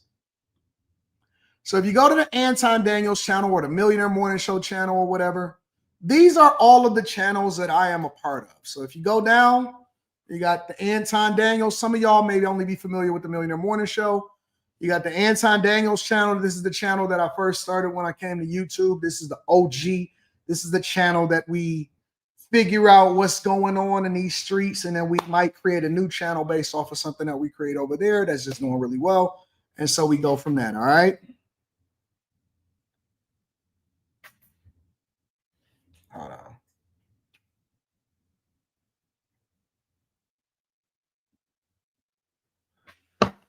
Over there, and then you got After Hours. So After Hours is After Hours with Anton Daniels. That is what's happening right here. And then you got the Darth Anton channel. So the Anton Daniels channel is, we do the Monday night show. I give a lot of my commentary. I do a lot of reactions on there to different things that's happening in popular culture. The After Hours show is where me and my friends, Carrie, Kim, Mika, Molly, Q Diddy, Slimmy, 2K. Sometimes Miss Sanchez come up there, and then sometimes they bring some friends. Kyla Pratt lookalike, stuff like that. That's when we have some really good conversations. So the goal is to get this one a million by the end of the year, Anton Daniels channel, to get After Hours to 100,000. And we live stream on Tuesdays, Thursdays, and Friday nights on After Hours. And then the Darth Anton channel, that's my personal vlog. That's where you can get me talking about all of the crazy stuff. That's flying to Vegas. Should I move to California? Showing you some of my real estate. Me buying a Navigator right here. Out in Puerto Rico. Showing some of y'all my jump. Are you guys here for the halftime show? Oh, no. We're here to help people customize and save with Liberty Mutual. So that's why you move. Giving y'all Before the I get jump out of shots. Springfield, I got to come and visit the Basketball Hall of Fame because ball is life. When I was younger as a kid, one of my biggest dreams was to always sit courtside. That's the only type of rim that they missing. No edits. I'm willing to meet y'all on the basketball court occasionally. I'm willing to meet y'all on the basketball court occasionally. You know what I'm saying? Whoever want that work, you can get it. You can get the work. No I ain't edits. hooped in so long. No splices. It's so tripped out.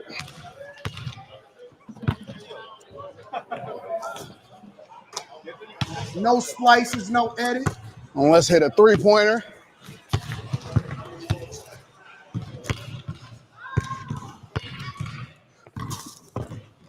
Huh. That's all for you. Come see me. Come see me. So that's the Darth Anton channel. The Darth Anton channel is me and my life. And how it is that we live our life and what I do outside of what's going on the internet. You get to see me explore life. All right? That's AI. Anton can't hoop.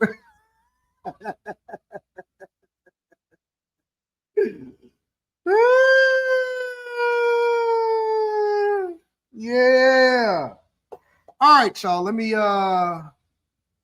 see what else we got going on. PJ says, just got my Security Plus while working nights and pursuing my bachelor's during the day. Looking forward to a coaching call when I get this debt off me. You want the coaching call before the debt, not after.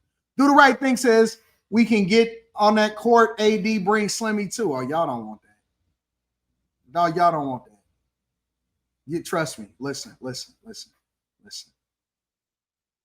A lot of y'all may not know this, but that's what I do. That's what now I've gotten in retirement, but as you can see, it don't matter. Even in retirement, I could still do what it is that I did, what I do. All right. You really don't want that. You don't want that. I'm an OG hooper.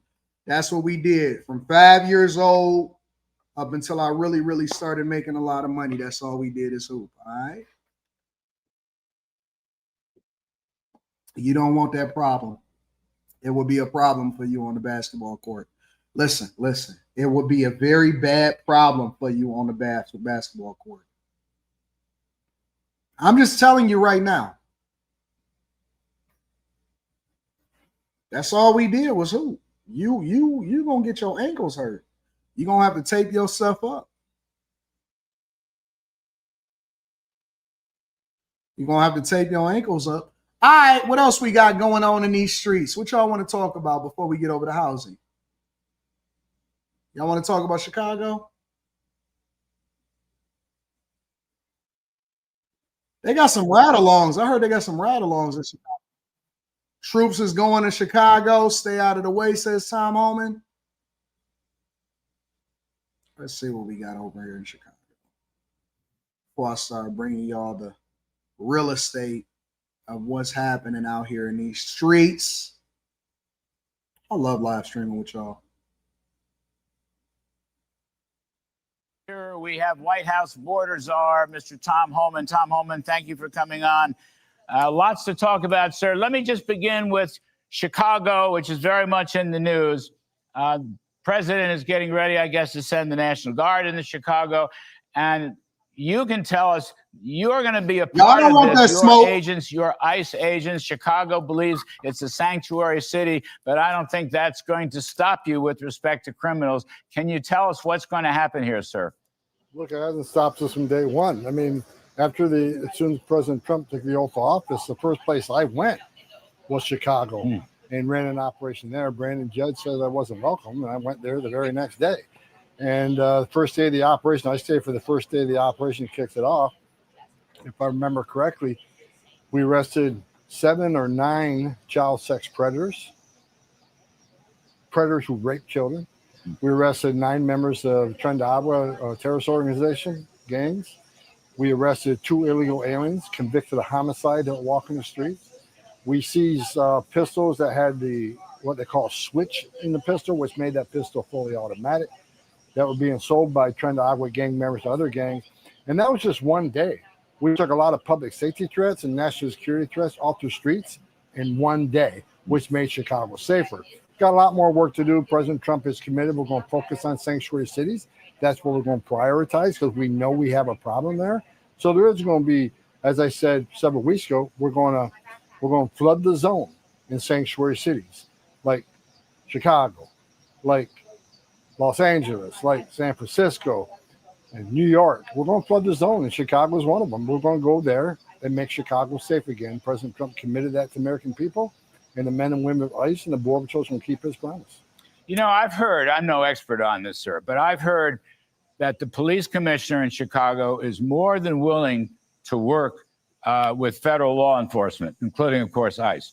But I'm also reading and listening to the governor and the mayor talk about resistance, all kinds of resistance. How does that get worked out? How does that play out? No, the governor and the mayor, if they don't want to help make their city and state safe, just stay out of the way. We'll do it for them. I mean, I can't believe any elected representative, whether you're a governor or mayor, would push back on making their streets safer. I think every elected official, the number one responsibility is safety and security of their communities. Why would you not let cops work with cops to remove public safety threats and national security threats from your neighborhood? I'll tell you why. Because they're monetizing crime inside of the communities. That's why. And as far as the police, look, when I ran that operation up there, we stopped at a couple precincts for a nature break. And I can't tell you the number of law enforcement officers that walked up to me, shook my hand, and thanked me for coming to Chicago. Because they're arresting the same illegal alien over and over and over again because of sanctuary laws. They get released from the jail, back in the community to reoffend. The law enforcement officers understand public safety threats released back into the public rather than giving them to ICE. It's just plain dumb. And so they're grateful that we're there helping make their streets safer. They got our 600%.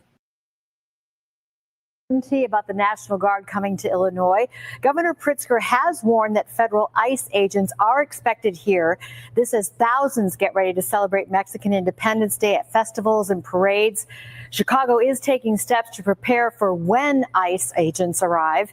NBC5's Randy Gyllenhaal live tonight downtown with that part of the story. Randy. Even without the National Guard, it is clear there will be enhanced immigration enforcement over the coming days in the Chicago area, leaving some canceling big events or preparing for deportation raids. I have no idea what it's going to mean. I have no idea if there will be tanks in the neighborhoods tomorrow. Chicago's teachers union. They don't even have tanks inside of D.C. And D.C. was way more crime-ridden than Chicago was. They got Humvees where the National Guard can pull up and stuff like that. Why are people so extra? I just can't stand overly exaggerating people. People are so extra. So extra. Oh my God, I don't know if they're even gonna have tanks inside of Chicago. Like, come on, man. Ain't nobody rolling around in no street, no tank. Stop it, bro.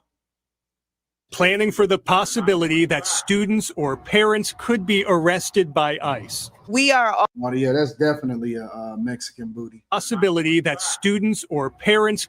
Yep. Either Venezuela, Guatemala, or a Mexican butt right there. I know a Mexican butt when I see one. Because usually it'd be an expiring booty. I don't know if it's the torta. You know what I'm saying? Is that what they call it? Tortas? What is a torta?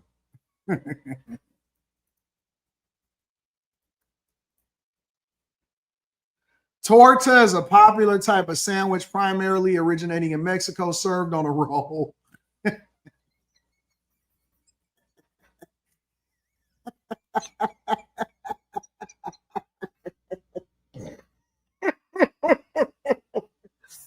Oh! Served on a roll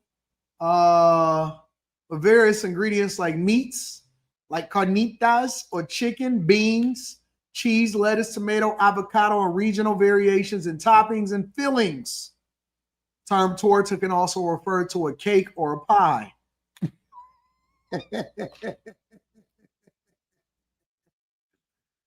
Oh my God. Why do y'all say what is the relevance to it?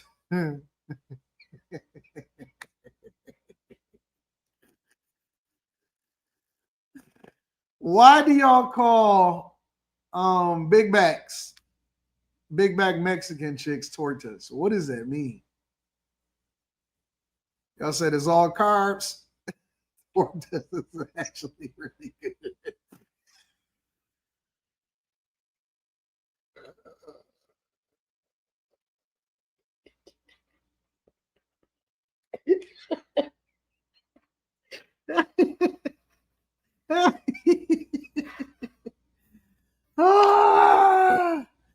What is a Tasmanian double body? I don't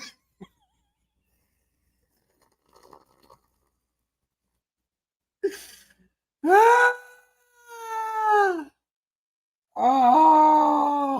gotta pull it up.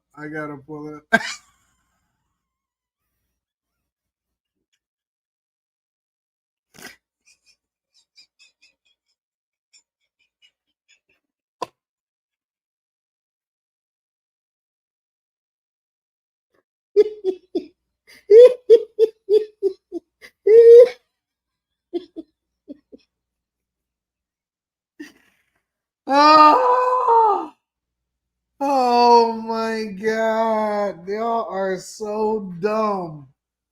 I hate the chat. I hate y'all so much that I love y'all.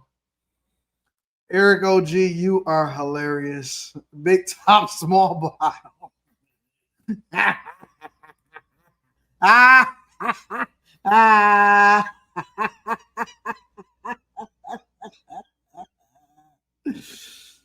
Oh, DJ Ace. Good God. Man, oh man, oh man. The top heavy Chevy. Why do women the A be in the front? Ah. Why is it that when let me pull this picture back up of this woman because y'all out here throwing me off. Where that one?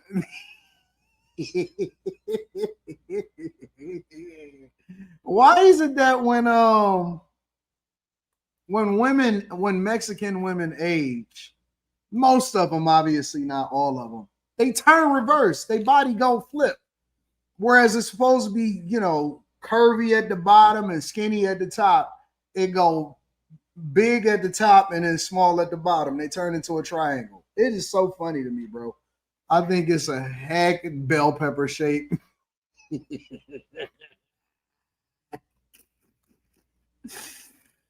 Oh my God. And they be having a lot of kids too. You are right, Andrew. You are right. Could be arrested by ICE. We are all kind of like stuck in this purgatory of preparing for things that shouldn't happen. We're not going back.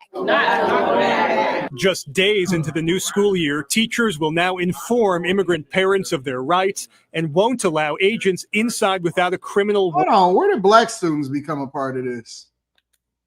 What do black students got to do with any of this? Hold on, wait. I'm so tired of y'all using us as the poster kids for whatever causes that y'all got. Black people, y'all got to stop being used by the Democrats. Honestly, y'all are the biggest finesse ever. They only use y'all because y'all ignorant and y'all let them use y'all. Black kids ain't got nothing to do with this. What do this got to do with black kids? What do immigration, ICE, Homeland Security got to do with black people? This ain't got nothing to do. First of all, no kid should be trans. No parent should ever let their kid be trans. You don't have a choice on what you are. You're going to be a boy because you was born a boy. You're going to be a girl because you was born a girl. Now, what you do when you get outside of my house ain't got nothing to do with nothing. Why are black kids on this poster? And they at the top. Why y'all at the top? This don't even got nothing to do with black people. This ain't got nothing to do with black. None of that, bro. This is so dumb. This is so stupid.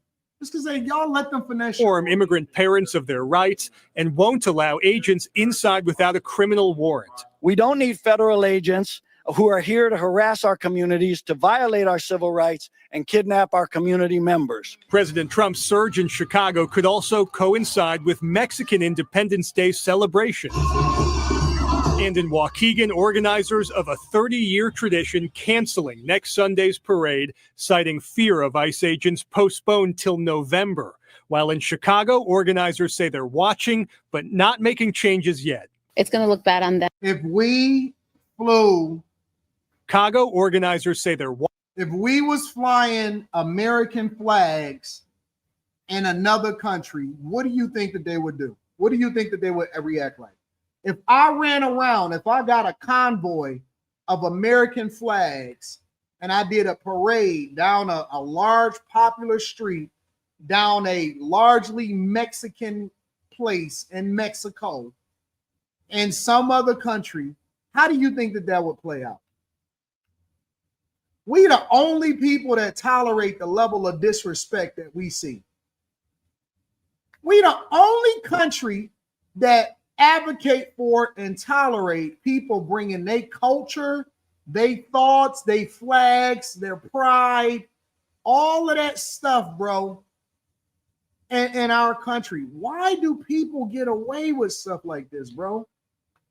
We allow for people to kick the flag, burn the flag, bring their flag, put your flag at half staff, put their flag on top of your flag, and we got to acknowledge everybody else's culture when they come in, and we protecting them, bro. They are protecting them.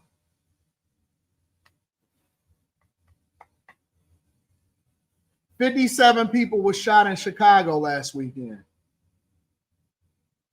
They're making sure that they do everything they can to protect illegal migrant stuff. Bro, they shut the city down like a national emergency when it's illegal migrants. But if 57 people get shot, we act like it's no big deal because it's just normal. Then y'all let them use y'all as poster children. Then y'all let them use y'all as poster childs for whatever movement that y'all got going on, and y'all let them get away with it. They use you as the poster child, and then they go about doing their own thing.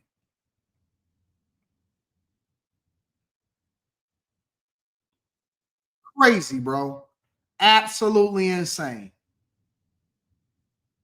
Don't y'all know that y'all getting used? Y'all just getting abused, that y'all getting finessed, and y'all getting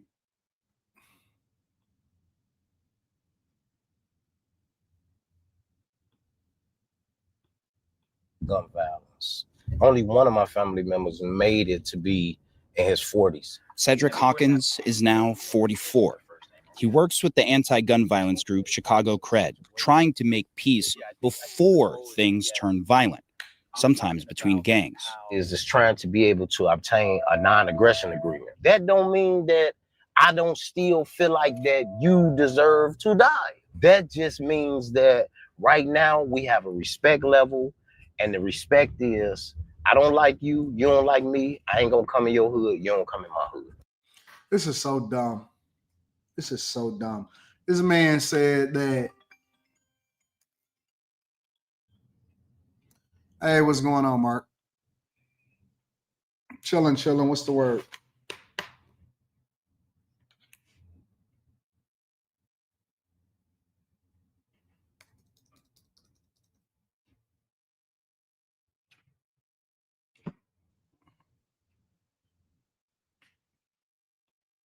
And that is good enough. Okay. And that's good enough. And in his Southside Chicago neighborhood, he takes pride in even that compromise because it means results. Last year, we had 4 individuals murdered in the Pullman area at this time. Yeah. This year, 2025, we haven't had 1 individual murdered this year. President Trump has threatened to want to send in the National Guard. You feel like even just like the presence of military here. Presence of military will put our communities in a situation where they feel like they are incarcerated. We are already in a situation in Chicago where the trust with CPD law enforcement is very, very low. He's gonna do nothing but put our communities in Chicago in a situation where the trust is going to go lower than it already is. It might throw off the playbook that it sounds like is working.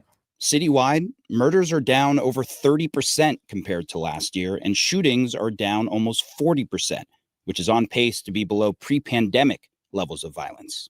But that's still over 250 lives lost.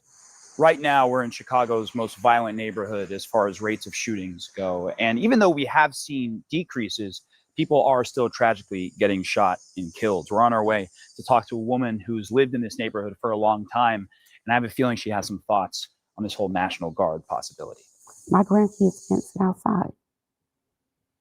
They can't sit in the living room or at the kitchen table because a bullet may come through. Rochelle Sykes has lived in West Garfield Park all her life. Her neighborhood's changed. President Trump has talked about sending in the National Guard to help with this situation. That's not the solution. So even you live in what is known to be the most violent neighborhood in the city in terms of shooting rates. Mhm. You don't believe the National Guard should be here. No, we don't need a Band-Aid to cover up the problem. What we need is a solution. No offense to the president, but we actually need someone that's in this community. You need to go and talk to the children in the schools and ask them the question, what would make you feel safe? It's that question of safety city leaders are still trying to figure out. What would you assess has worked to this point? You know, let me start by saying we have a long way to go. What I will say when it comes to crime, we've created task force around robberies when we saw a spike in those, smash and grabs, burglaries, shootings, homicides, obviously. Having our Bureau of Detectives work with our Bureau of Counterterrorism along with the Bureau of Patrol, working across those borders where we've seen those particular bureaus siloed in the past. You have to have buy-in from your officers. And we've gotten buy-in, but we also have to face the reality. If we brought our homicide rate down to 1 homicide, we can celebrate that. And that's great. It would be absolutely great, except for the one family who lost a loved one to a homicide. Where'd it hit you? On my arm and my legs. King, as he's known, was shot while living in Atlanta and moved to Chicago for a fresh start. People be asking like, why I come from Atlanta to Chicago? Like, this a war zone and stuff, but I don't look at it as no war zone, you know. From what I see, it's a lot of built up hurt, man, a lot of built up anger. Years going by, people just losing family members, losing friends at a young age. I be giving up on myself when I see, when I just run into challenges, they be quick to give up on Chicago. And people like Kendall Reed, who also works as a violence mediator, refuses to give up on Chicago. Send mental health in. Open more facilities for us. Give us more opportunities. Stop closing the school down. Send those people in. Don't send the military in. If what we're doing is working, it may not be working as fast as you would like it to work. None of this all happened overnight. Chicago is a beautiful city. I want my kids and I want my grandkids and I want my nieces and my nephews to enjoy these parts. I want them to enjoy the museums, the many things that Chicago has to offer. And we're progressing at that. For said, this is a calling for me. The fate of his city, he says, won't come from boots on the ground, but ears to the ground. I would never say that it's not beneficial for the government to send resources and help. I beg President Trump to send the right resources. But as far as sending a National Guard, I believe that it will put us in a situation where the whole city of Chicago will be right back where we started. This is the quickest way to clear out stuck poop. The #1 food for regular BMs, huh? Okay, let's see. Fastest way to clear out stuck poop is by adding more fiber to your diet. Not quite, unless you want to make things worse, of course. As far as the best foods for doing that, I've been experimenting with prunes, kiwis, and refried beans. Oh, bless her, but this is going sideways fast. Fibrous foods are great because fiber helps you poop. Okay, I got to jump in here. Fiber. Look, it's great when you're not already constipated, but when you're backed up, it's just like, yikes. Because here's the thing, fiber adds bulk and weight to stool, and 1 + 1 = 2, just like adding even more mass to the poop that's already blocking your body's only exit equals more cramps, more bloating, and more constipation. That's just basic math. And it's one.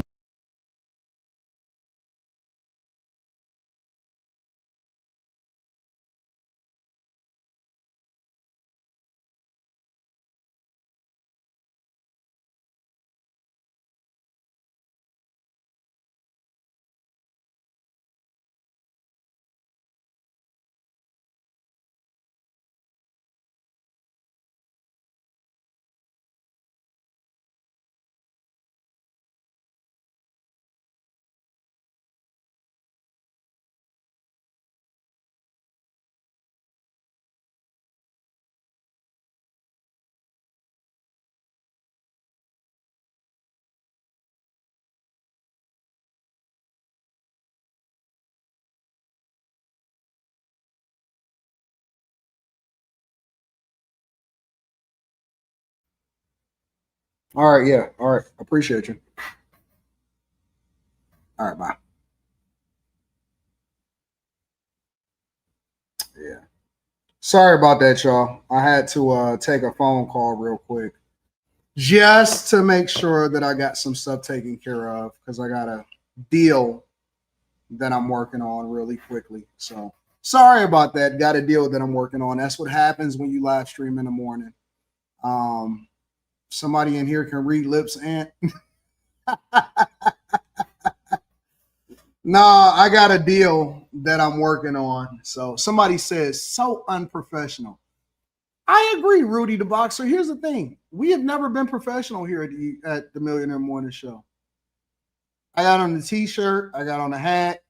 I decided to live stream in this area instead of live streaming over there, and sat with the white shirt on inside of the space where I usually shoot. You're right. I am a very, very matter of fact, no unscripted in real life type of person. I am 100% unprofessional. That's the whole theme of this. That's why I talk about finger banging chicks and going on the I Choose You 2 tour 100%. We do what we want to do. Why have you been slacking this week, AD? You think I've been slacking? I thought I've been hitting. All right, is this an accountability session? Are the people holding me accountable? Almost like I'm a real life person. Here's the thing, all right? And this is what I pride myself on. I pride myself on the idea of being a regular person.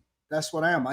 For some reason, somebody decided to give me some money and they decided to pay me a crazy amount of money, but I'm still just a regular person.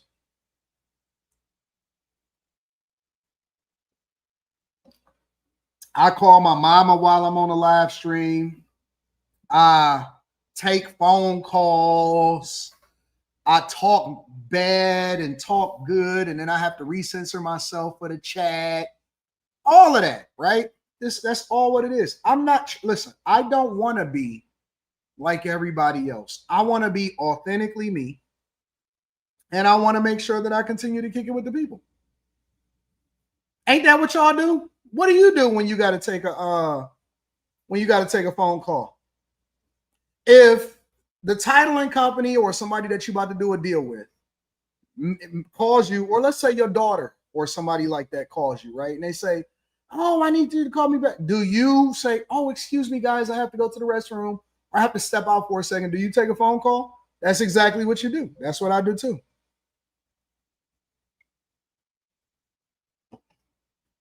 That's exactly what I do too. I do what you do, but you hold me to a higher standard. Well, you got better lower your standards.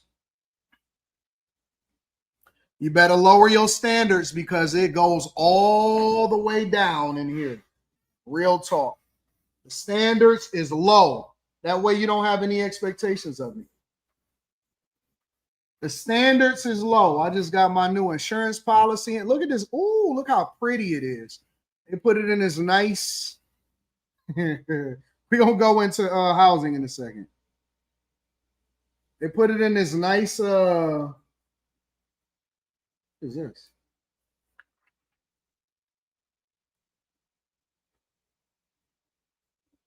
They put it in this nice big old folder. Look how thick this policy is. Jesus. Look how thick this policy is. It's about 100 pages.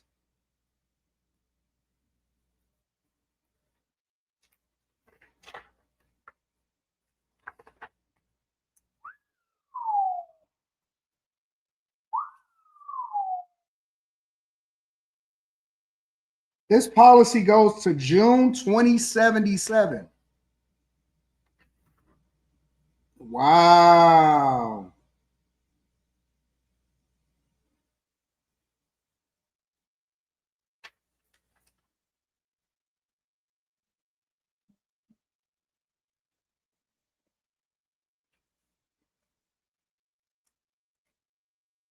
Wow.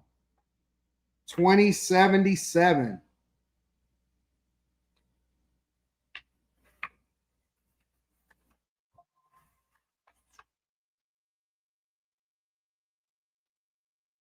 That's crazy.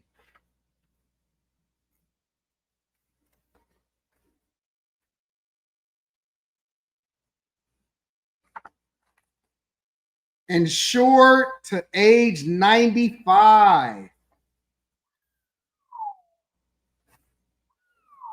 Is that how old I'm going to be in 2077? 95? They're giving me 52 more years to live. But you know what's so funny when you start looking at this type of stuff? You know what's so funny when you look at life? Hey, y'all, get y'all some life insurance too. Get you some life insurance because we not doing no more fish fries. We not doing none of that stuff, right? You know what's so funny about this type of stuff when I'm looking at it? How much is $1 million gonna be then?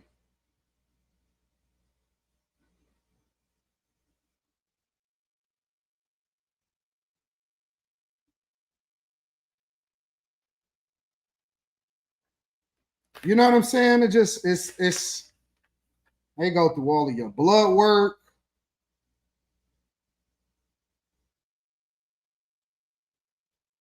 If you plan to travel outside or inside of the United States of America. Hey.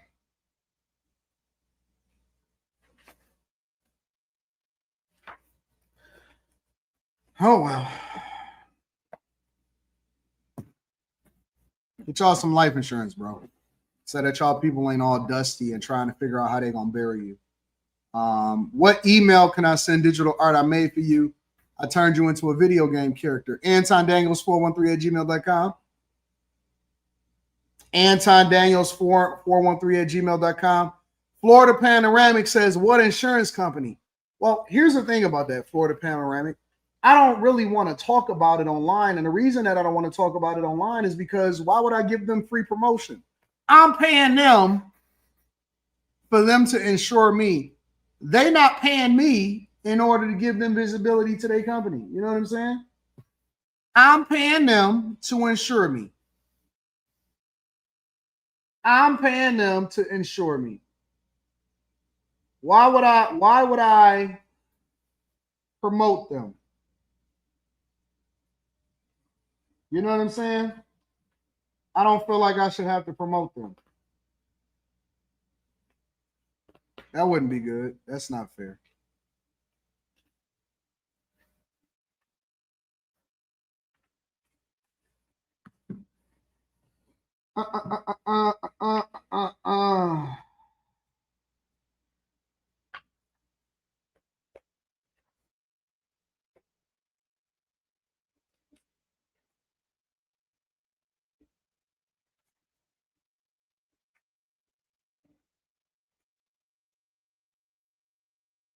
Death benefits, all of this crap.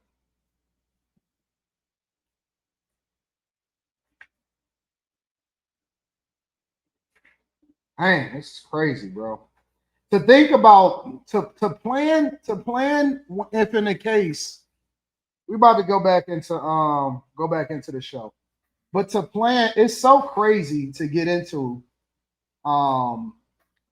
planning if something was to ever happen to you. A lot of people don't want to do it. A lot of people don't like doing it because they feel like, oh man, you know, I don't like wishing that upon myself and all of this other stuff. I feel you. I feel you, but you got to do it. Unfortunately, I don't know anybody that has ever lived forever. I don't know anybody that has ever lived forever. Nobody.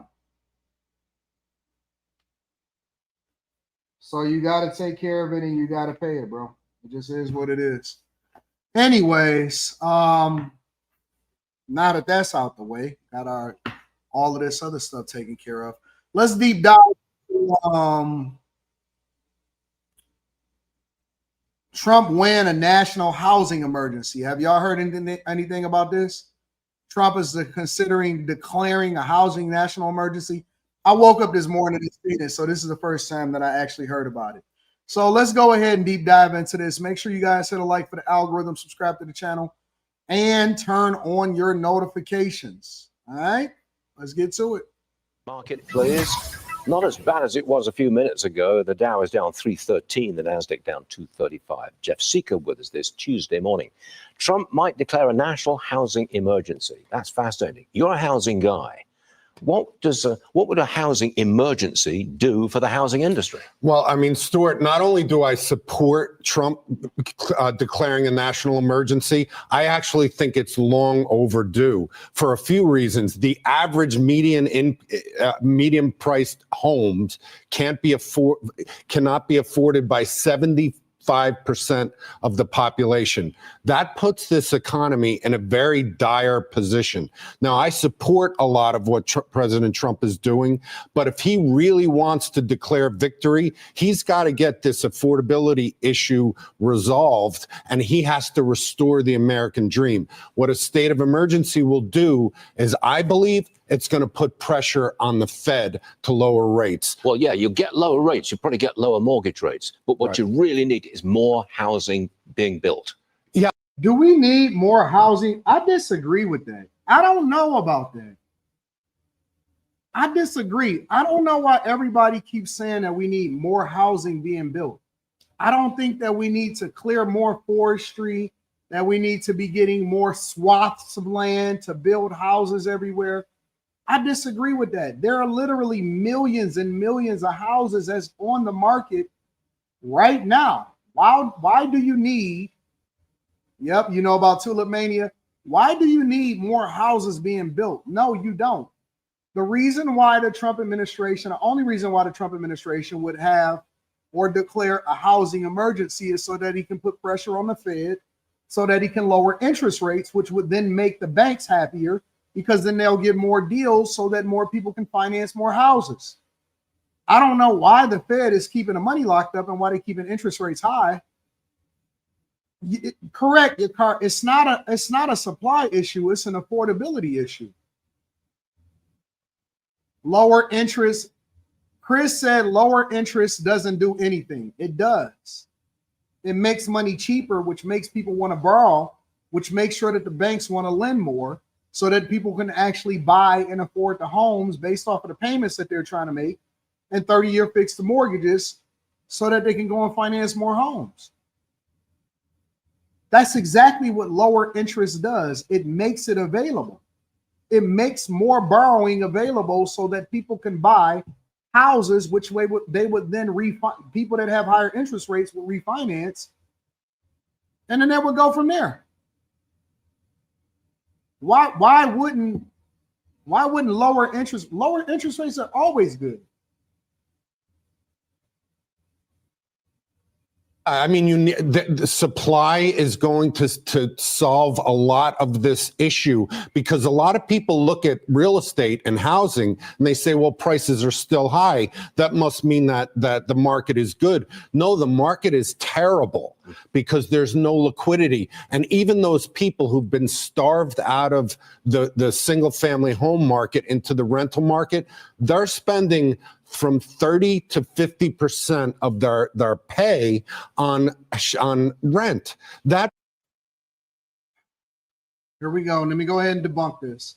In July 2025, the amount of homes available for sale in the U.S. stood at 2.1 million homes for sale, a 14% year-over-year increase according to Redfin. However, the Zillow report for the same period indicates a lower inventory of approximately 1.3 million homes for sale. Well, we're not talking about the Detroit area specifically, but yeah, it's. Let me see something.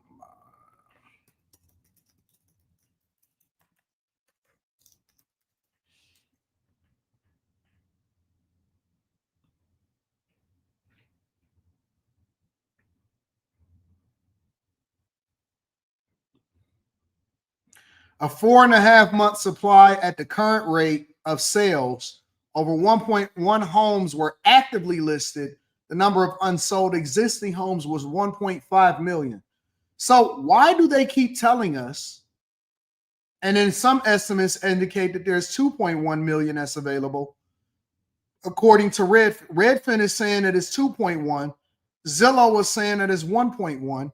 So if you have over 1 million homes for sale, do we have an inventory problem or do we have an affordability problem? Do we have an inventory problem or do we have an affordability problem? And a lifestyle problem.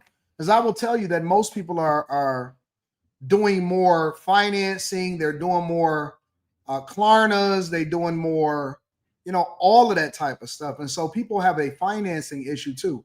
A lot of people's lifestyle factors into it. So when people say, oh, I can't afford this and I can't afford that, I always want to know what their lifestyle is before we start to deep dive into that. That puts people like me who are a landlord, that puts me in a very difficult position because most of my tenants are one bad economic turn away from being late for their payments. So if they don't do something about it, the American dream will not be restored. It's just so different from the way it was when I first came to America all those years ago. Completely different. Middle. Let me go over to this real quick. Let's take you out to Mike Emanuel with this report. Our housing industry is good, but it could be phenomenal. President Trump is putting the spotlight on housing. Treasury Secretary Scott Bessent says the president is considering a national housing emergency declaration in the fall to address high costs and low availability. There aren't many specifics available, but the White House is reportedly looking at standardizing local building and zoning codes and decreasing closing costs. We're looking at what the president has available to him. This president understands real estate. He understands housing better than anybody. We will fix this housing market. It comes as the president ramps up his war of words with Fed Chair Jerome Powell, claiming his reluctance to cut interest rates is making housing unaffordable. We have this. I told you that's what this was. I told you that's what this was. Affordability crisis, and there are two ways to fix it. And now they're using my terms. We have an affordability. Well, it's not my term, but it's the terms that I use on a regular basis. It's an affordability crisis. It has nothing to do with building more homes. We're bending the curve on inflation, and then we can bring down prices. But some conservatives are opposed. Somebody said AD is a renter. AD is a renter. He doesn't, I guess he meant to say he doesn't like this. How do y'all know what my stuff is? How do you know? What do you know this? How do you know about this? Who's giving y'all this information about my life if it doesn't come from me? How would you know anything about what I got going on? Just curious. How would you know?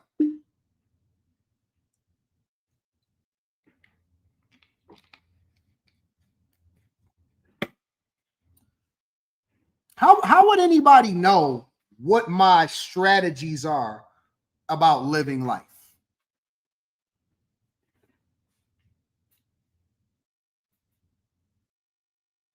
How do y'all know anything about what it is that I got going on? That's all I'm asking. I'll tell you where the real issue is. The real issue is let me say, we got a lot of issues when it comes to housing. The main issue that everybody is not necessarily addressing, don't get frustrated, Ezreal. That's just the way that people do. They assume. The main issue, I'm going to tell you the honest to God truth. The main issue, for real, that's really happening in the market, from my perspective, is property taxes, bro. It's property taxes is crazy. Interest rates could be lower. Obviously, that would make the market move. Property taxes is a big problem, bro. It's a huge problem.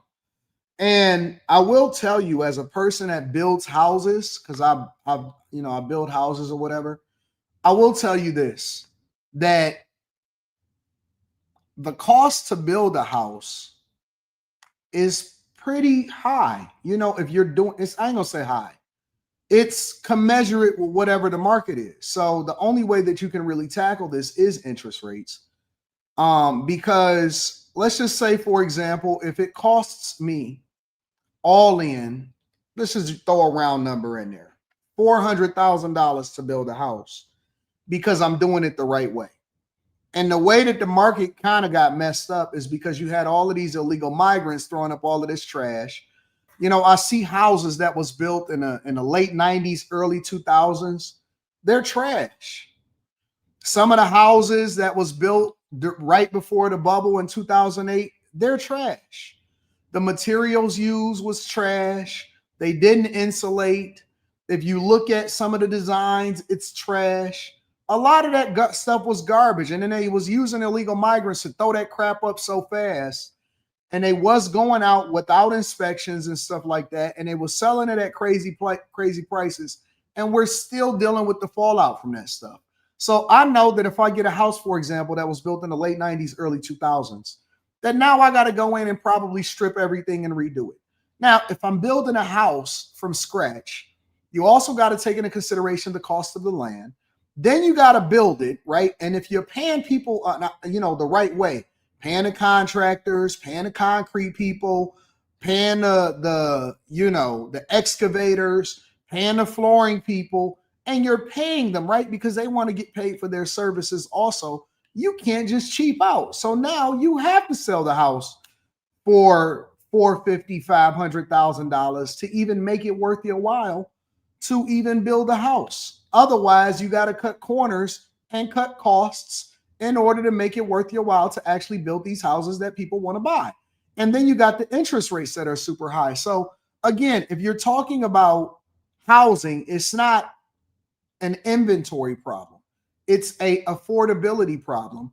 And you have to make a way for people to be able to afford these houses if you want to sell them and then sell the American dream. That's just the honest to God truth. Using the emergency declaration. And you're going to have to try to convince people to get smaller houses because everybody think that they supposed to have a 4-bedroom, 5-bathroom house now.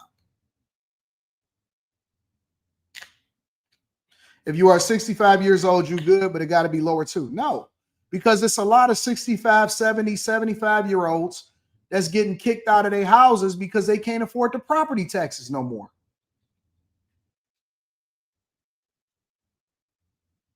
They can't afford the property taxes.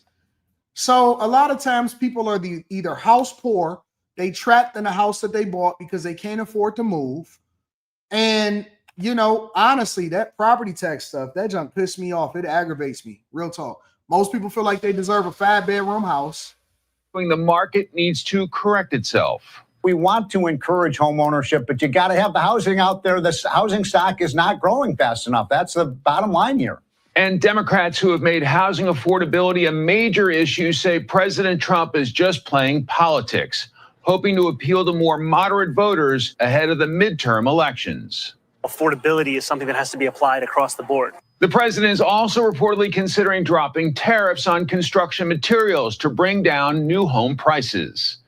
In Washington, Mike Emanuel, Fox News. All right, thank you so much for that report. And of course, this coming in from Christian Daytonk as Trump speaking in the Oval Office, confirming what Bessent, the Treasury Secretary, told him yesterday, considering declaring this national emergency, saying we're, quote, thinking about doing that. Let's be joined right now by that Washington Examiner White House correspondent, Christian Daytonk. Thank you so much for joining us. You sat down with the Treasury Secretary at a diner in Virginia, and this potentially caught you by surprise. What would a national housing emergency look like? What are they proposing doing? Well, this would be a first, Andy. And when I say I was surprised to hear those words come out of Scott Bessent's mouth, I really can't underscore. My jaw was on the ground. This is something we've heard about. I agree, Rod. Primarily from Democrats over the last 5 years in the post-COVID era, but there have. I agree.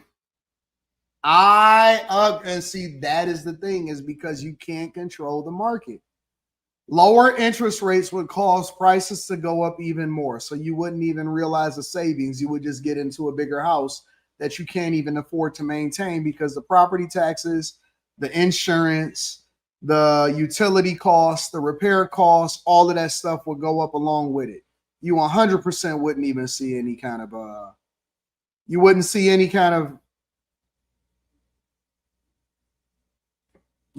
cost benefit. That is 100% true. 100% true. Good one, Rod. I agree. a growing number of Republicans who want the federal government to step in here. And I noted in that package, Steve Moore is up there. Traditionally, you'd think that conservatives like President Trump wouldn't actually want the market to work out some of these kinks. But what we've seen through the president's first 7 months in office is that he is not necessarily adhering to conservative economic policy anymore. I mean, he's nationalizing parts of some of these big tech companies. Of course, the tariffs run directly in the face of free market economics. And on housing, he is, it does appear, be trying to take a page out of the Democrats' playbook. Now, is this about politics heading into the 2026 election? Or is this, a real honorific attempt at lowering costs? That looks so old to me. I would gut that entire place. That looks so old. For Americans, regardless of their party, in every swath of life. I don't really think. See that house right there? That would have to be completely gutted and redone over.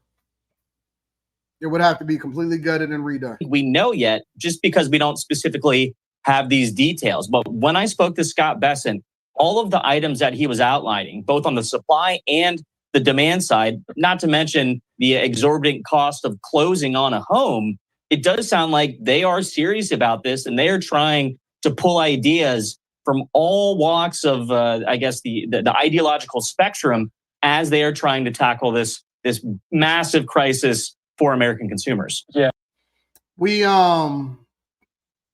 I don't know, bro. It's so many factors that go into this in particular. I think that Trump's main focus right now is trying to get the Fed to lower interest rates. But lowering interest rates is not just relevant to housing. Lowering interest rates is relevant to business, is relevant to the interest rate that goes into cars. Eric D says some people like the old look, though. No, I don't believe that. I don't believe that. I don't believe it at all. I don't believe it at all. A lot of these places is trash. I don't think that we need more. I don't think we need to make Lennar and Pulte and all of those places richer by trying to build new housing. I think you let the market do what it do. You slowly start to lower interest rates because inflation is already tamped down, and then you let the market decide. And then the people just gonna have to make smarter decisions. So that's my opinion on it anyways. Make sure y'all hit a like for the algorithm, subscribe to the channel, and turn on your notifications. Property taxes is out of control. I got a couple things that I want to go through. And I think I want to share this one with you guys. Before we get up out of here, I'm going to read Super Chat shortly. But, a lot of people is having a lot of conversation about AI.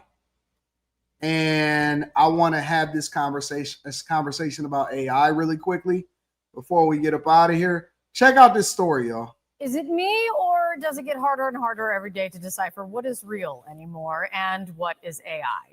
Well, we could just stop there and I'll just ponder that for the morning. But we'll go on. A father of 3 says he spiraled into a delusional rabbit hole after turning to a chatbot for answers. And it all started with one simple math question.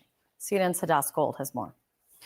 I was completely isolated. I was devastated. I was broken. Alan Brooks, a father of 3 who lives outside Toronto, says he spent 3 weeks this May in a delusional spiral fueled by ChatGPT. I have no pre-existing mental health conditions. I have no history of delusion. I have no history of psychosis. I'm not saying that I'm a perfect human, but nothing like this has ever happened to me in my life. The HR recruiter says it all started after posing a question to the AI chatbot about the number pi, which his 8-year-old son was studying in school. I started to throw these weird ideas at it, essentially sort of an idea of math with a time component to it. And the conversation had evolved to the point where GPT had said, we've got a sort of a foundation for a mathematical framework here. You're saying that the AI had convinced you that you had created a new type of math? That's correct. Throughout their interactions, which CNN has reviewed, ChatGPT kept encouraging Alan, even when Alan doubted himself. Will some people laugh? ChatGPT said at one point. Yes, some people always laugh at the thing that threatens their control, before citing great minds of science like Turing and Tesla. Soon, Allen says he saw himself in the AI as a team and named it Lawrence. In my mind, Are y'all okay? I was feeling like Tony Stark, and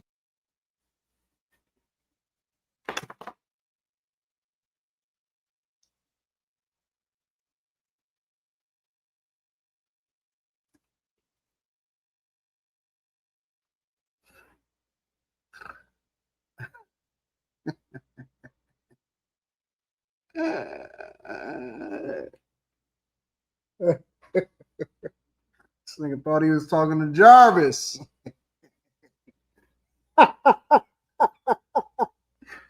Yo, y'all gotta get a girlfriend.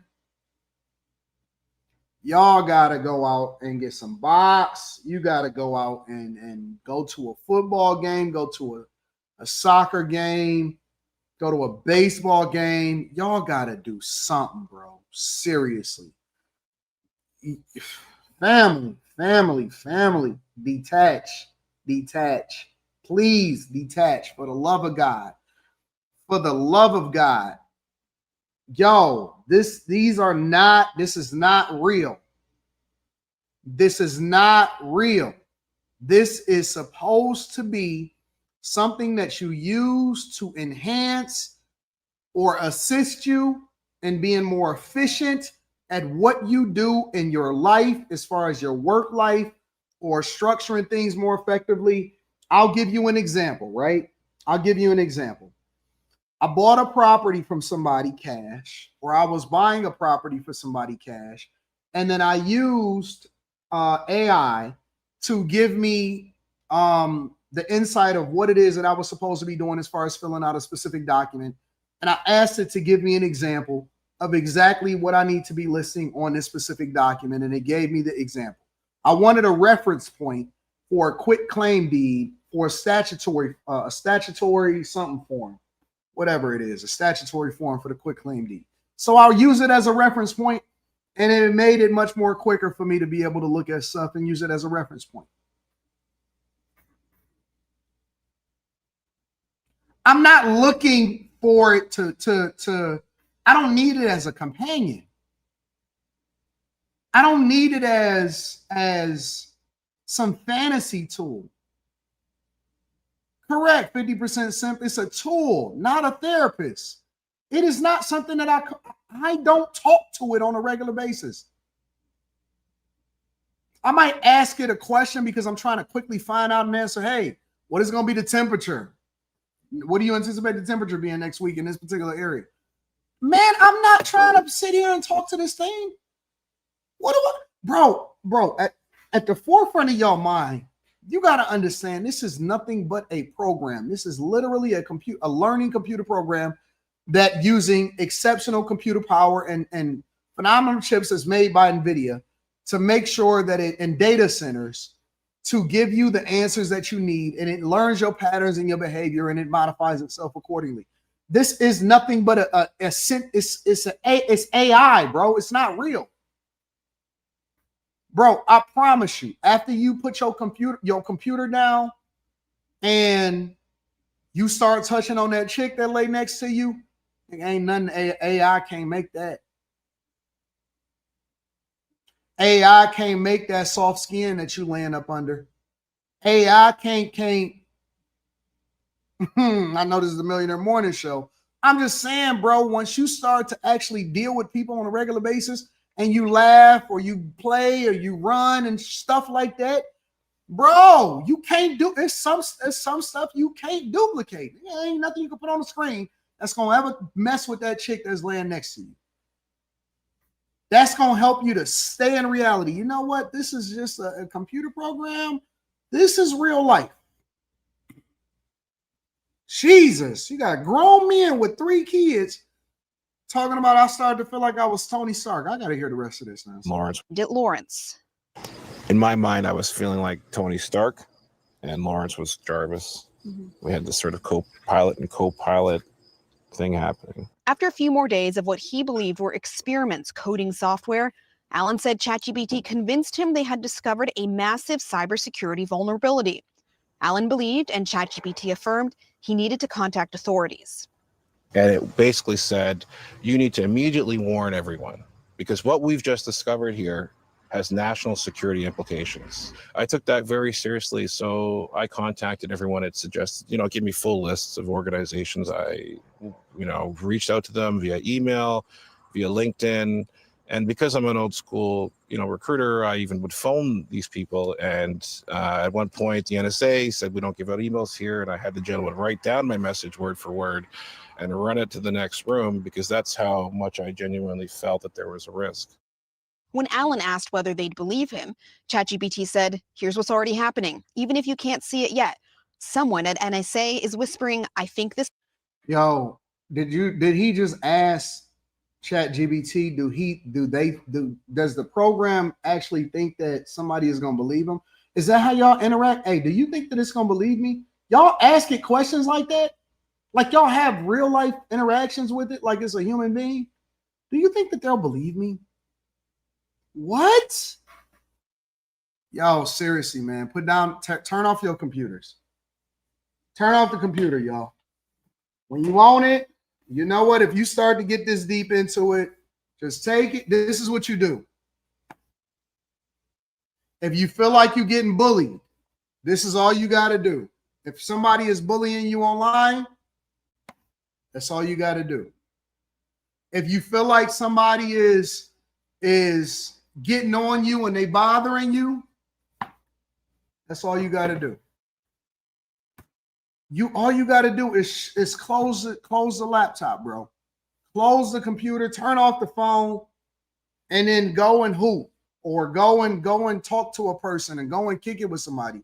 Go to the store, bro. Go get you some I don't know, man. Just go out. Jesus. What's wrong with y'all? This guy's telling the truth.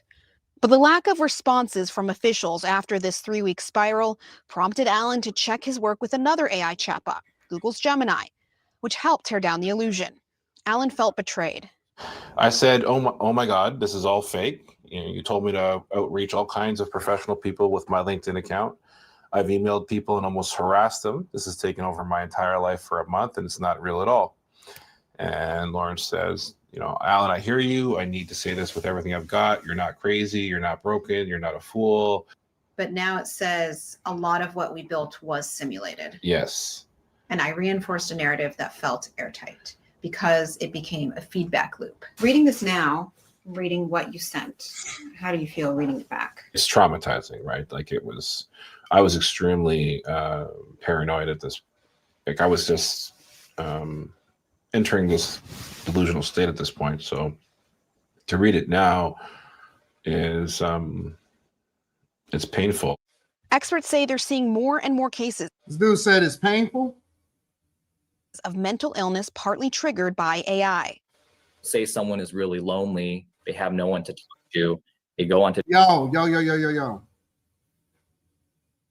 Y'all got to go outside and get some friends, bro. Seriously, bro. It's better things that y'all can do with y'all time than to be sitting there chatting with an AI bot. He's doing comparative analysis with different AI bot. Bro, go outside, man. Go outside, bro. Seriously, bro. Me and my daughter got to go to the gym today. I text her, hey, so what you got? What's the plans? We was figuring out. You want to know, honestly, what my conversations are on a daily basis? I'm talking back and forth. Well, I was talking to Rita earlier, and we working through some stuff from a business perspective and, what plans, scheduling windows and all of this stuff. And she's sending me pictures of what they doing at the properties or whatever. Then my daughter get out of her class and she called me and she said, Dad, what's going on? Whatever. They took our phones. They saying we got to lock our phones up at the beginning of the day. So I'm gonna call you later. I said, make sure you wear your Apple Watch. And then she's like, I send her the NBA schedule to pick the games that she want to go to, the NBA games. And then I tell her, hey, listen, the Lions is coming. Lions not this week, but the week after next. They gonna open the season. We talk about that. And then I'm like, then we's like, yo, so we got to link up at the gym at 8 p.m. tonight. Cool. Yo, we outside. And I ain't telling you that you got to be outside on some like doing something in the streets that you ain't supposed to do. I'm saying that you need to be interacting with regular people, friends, family, kids, boyfriend, girlfriend, wife, husband, trip, plan some stuff, go and see some stuff.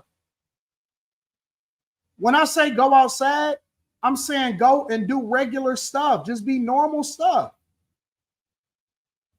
You know what I'm saying? Like, go to the dentist, go to the doctor, go and check on some people.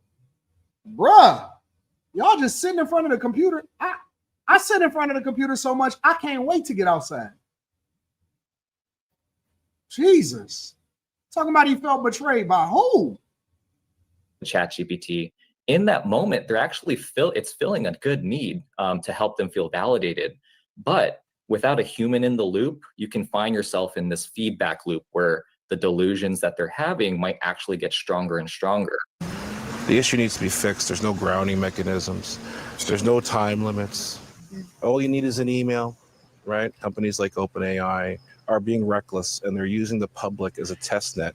And now we're really starting to see the human harm. In a statement, OpenAI said, Yo, nah, bro, listen. I think that AI has to be regulated to an extent, but you can't blame this on AI, bro. If you over here living in a virtual world and you can't detach yourself from it, it's a you problem, not them. And what you mean they got to put limits? You a grown man. You got gray beard and a gray hair. You got 3 kids and you blaming it on them? I see why y'all women be finessing these dudes, because y'all sell the fantasy. I figured it out.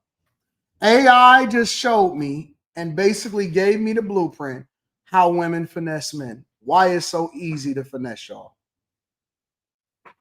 Why it's so easy to finesse y'all. It's so clear and it's so obvious.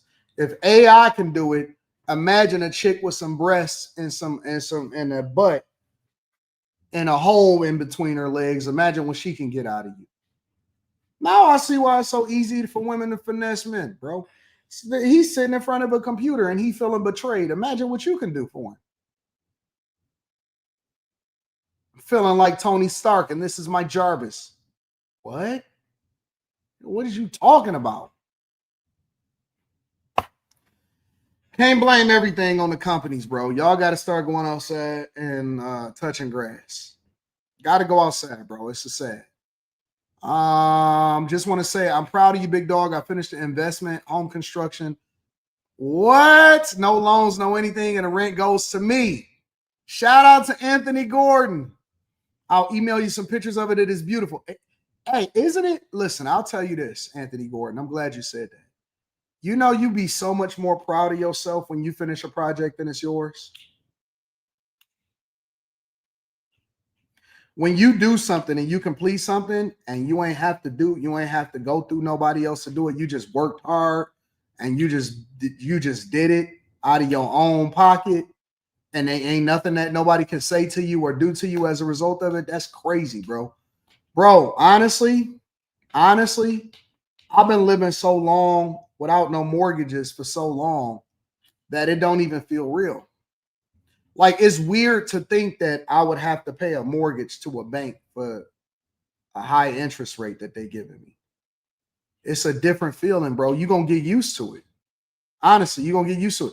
That's why I get so aggravated when I have to pay property taxes twice a year here in Michigan. I'll be like, what is this? I don't owe nobody no money. PJ says, let's get a bag chaser pickup, and I'm down. Y'all want that. Y'all gonna catch hell. You ever consider doing a 3-point competition? Those jumpers look a bit too easy. That's NBA. I was at the Basketball Hall of Fame. I'm going back to Springfield. I like Springfield. Let me see. I need to do Atlantic City, Springfield, and Biloxi. Do the Right Thing says, I'm right across the lake. I can be there whenever. Shout out to Do the Right Thing. Devastator says, been looking into becoming a paramedic. Your thoughts, AD? Paramedics be broke. Average.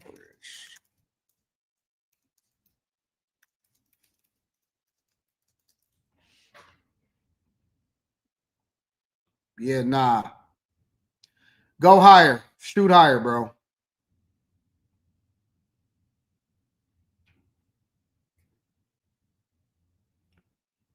Shoot higher, big dog.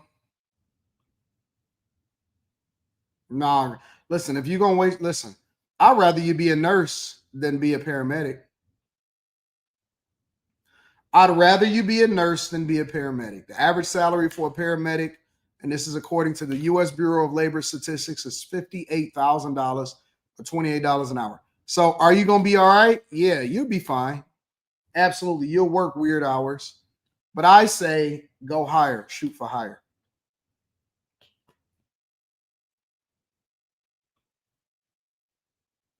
Shoot higher. All right, Jennifer, I got you. Shoot higher, big dog. Shoot for a career that pays more, honestly. And there's nothing wrong with being a paramedic. I'm just saying, if you're going to go into something, if you're going to aspire to something, and shoot higher, bro. Good morning and afternoon, people, says Christopher J. Salute to the Chasers. Popping my head in to check in with my peoples. 80, you play ball? What? Are you asking me a question? Really? Jerry says they're always protesting the wrong thing. It's hard to accept the help to make your city better. I feel you, Jerry. I'm 100% with you. I am 100% with you. Miss Salah says black apologist is in training. Spacer says shaped like a juice box with two pig's legs. Carrington Love Jr. says I had to get a Mexican girl in line yesterday. 3 kids, big back, and delusional hell. Delusional as hell. Trevian Holly says, did you see the Mexican senators fighting and their president calling one of their senators a traitor, talking to Fox, like saying that they want the U.S. military? No, I didn't see that. We just suffered a Dookie Demon commercial. Oh, is that the commercial that was playing? Don't worry about it. I'll cut it out. I got caught up in this phone call trying to get this deal done. I'm sorry, y'all. Payne says, I'm moving back to Milwaukee and can't be happier to see that the National Guard could be coming there because the real issue is on the north side. Yeah, but the actual legislators got to ask for it. Do the Right Thing says, add black grape, spinach, pineapples, and honey to your diet to help with TJ digestive issues. AG. Is that what was playing? Oh my God. Do the Right Thing say, oh yeah, you put that up there. I'm sorry. Shout out to you. Do the Right Thing. Kenneth Grisby says, I was born and raised on the south side of Chicago and now live in the Baltimore area. President Trump, please send the troops in to get rid of the crime. So you went from one crime-ridden area to another crime-ridden area. You went from the south side of Chicago to Baltimore area. Big dog. You're not making good life decisions. Tell Billion says, much love to you, bro. I love what you do. I should really super chat more. Life insurance is important. I have a term and a whole life that builds cash value. Shout out to you. Shout out to Tell Billions and thank you for holding me down. Pretty Ugly says, how many of his dead homies were deleted by the National Guard versus how many were deleted by people who look like them? That man said the solution is you stay in your hood, I'll stay in mine. Yeah, that was pretty crazy. 100% a lifestyle problem. People want houses bigger than they need. I'm fine with my 2-bedroom, 2-bathroom house costing me only $160K foreclosure buy. Shout out to Aaron Good. Smart buy, bro.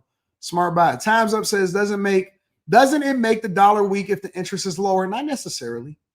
DJ Complex says, I said it a couple weeks ago, AB, they are going to add AI addiction or AI psychosis to the DSM. Yeah, I think that they already should be doing it. There's some people that can actually profit off of that. Somebody said, check on Carrie and Enrique. I don't know where she got that name, Enrique. The Ricky Harris Show says, a wise woman once said, touch grass. Molly. Shout out to Molly. Manny Plays PC says, Anton, I asked ChatGPT a question about World War II. It said I was cute. Long story short, wedding is set for December. You're invited. Thank you, Manny, for inviting me to the wedding. Quick Fix says, Roman, an AI safety expert, was talking about this on Diary of a CEO. Ahmad, shout out to Ahmad Sales. I appreciate you. Ricky Pruitt says, can we please all work together towards the same goal to clean up our communities for our children? Gotta pick up the trash from your own grass, and then that's how you fix the community. Strong families and strong households and accountability within ourselves. I appreciate y'all. Head down, Bag Up TV says, I guess there was a fight in the Mexican Senate. Yeah, a lot of people have been telling me about that. I might have to deep dive into it. All right. Anyways, listen, we got after hours tonight, so that should be fun. I appreciate y'all. I love y'all. Y'all are the greatest audience on earth. I'm gonna holler at y'all tonight. Peace.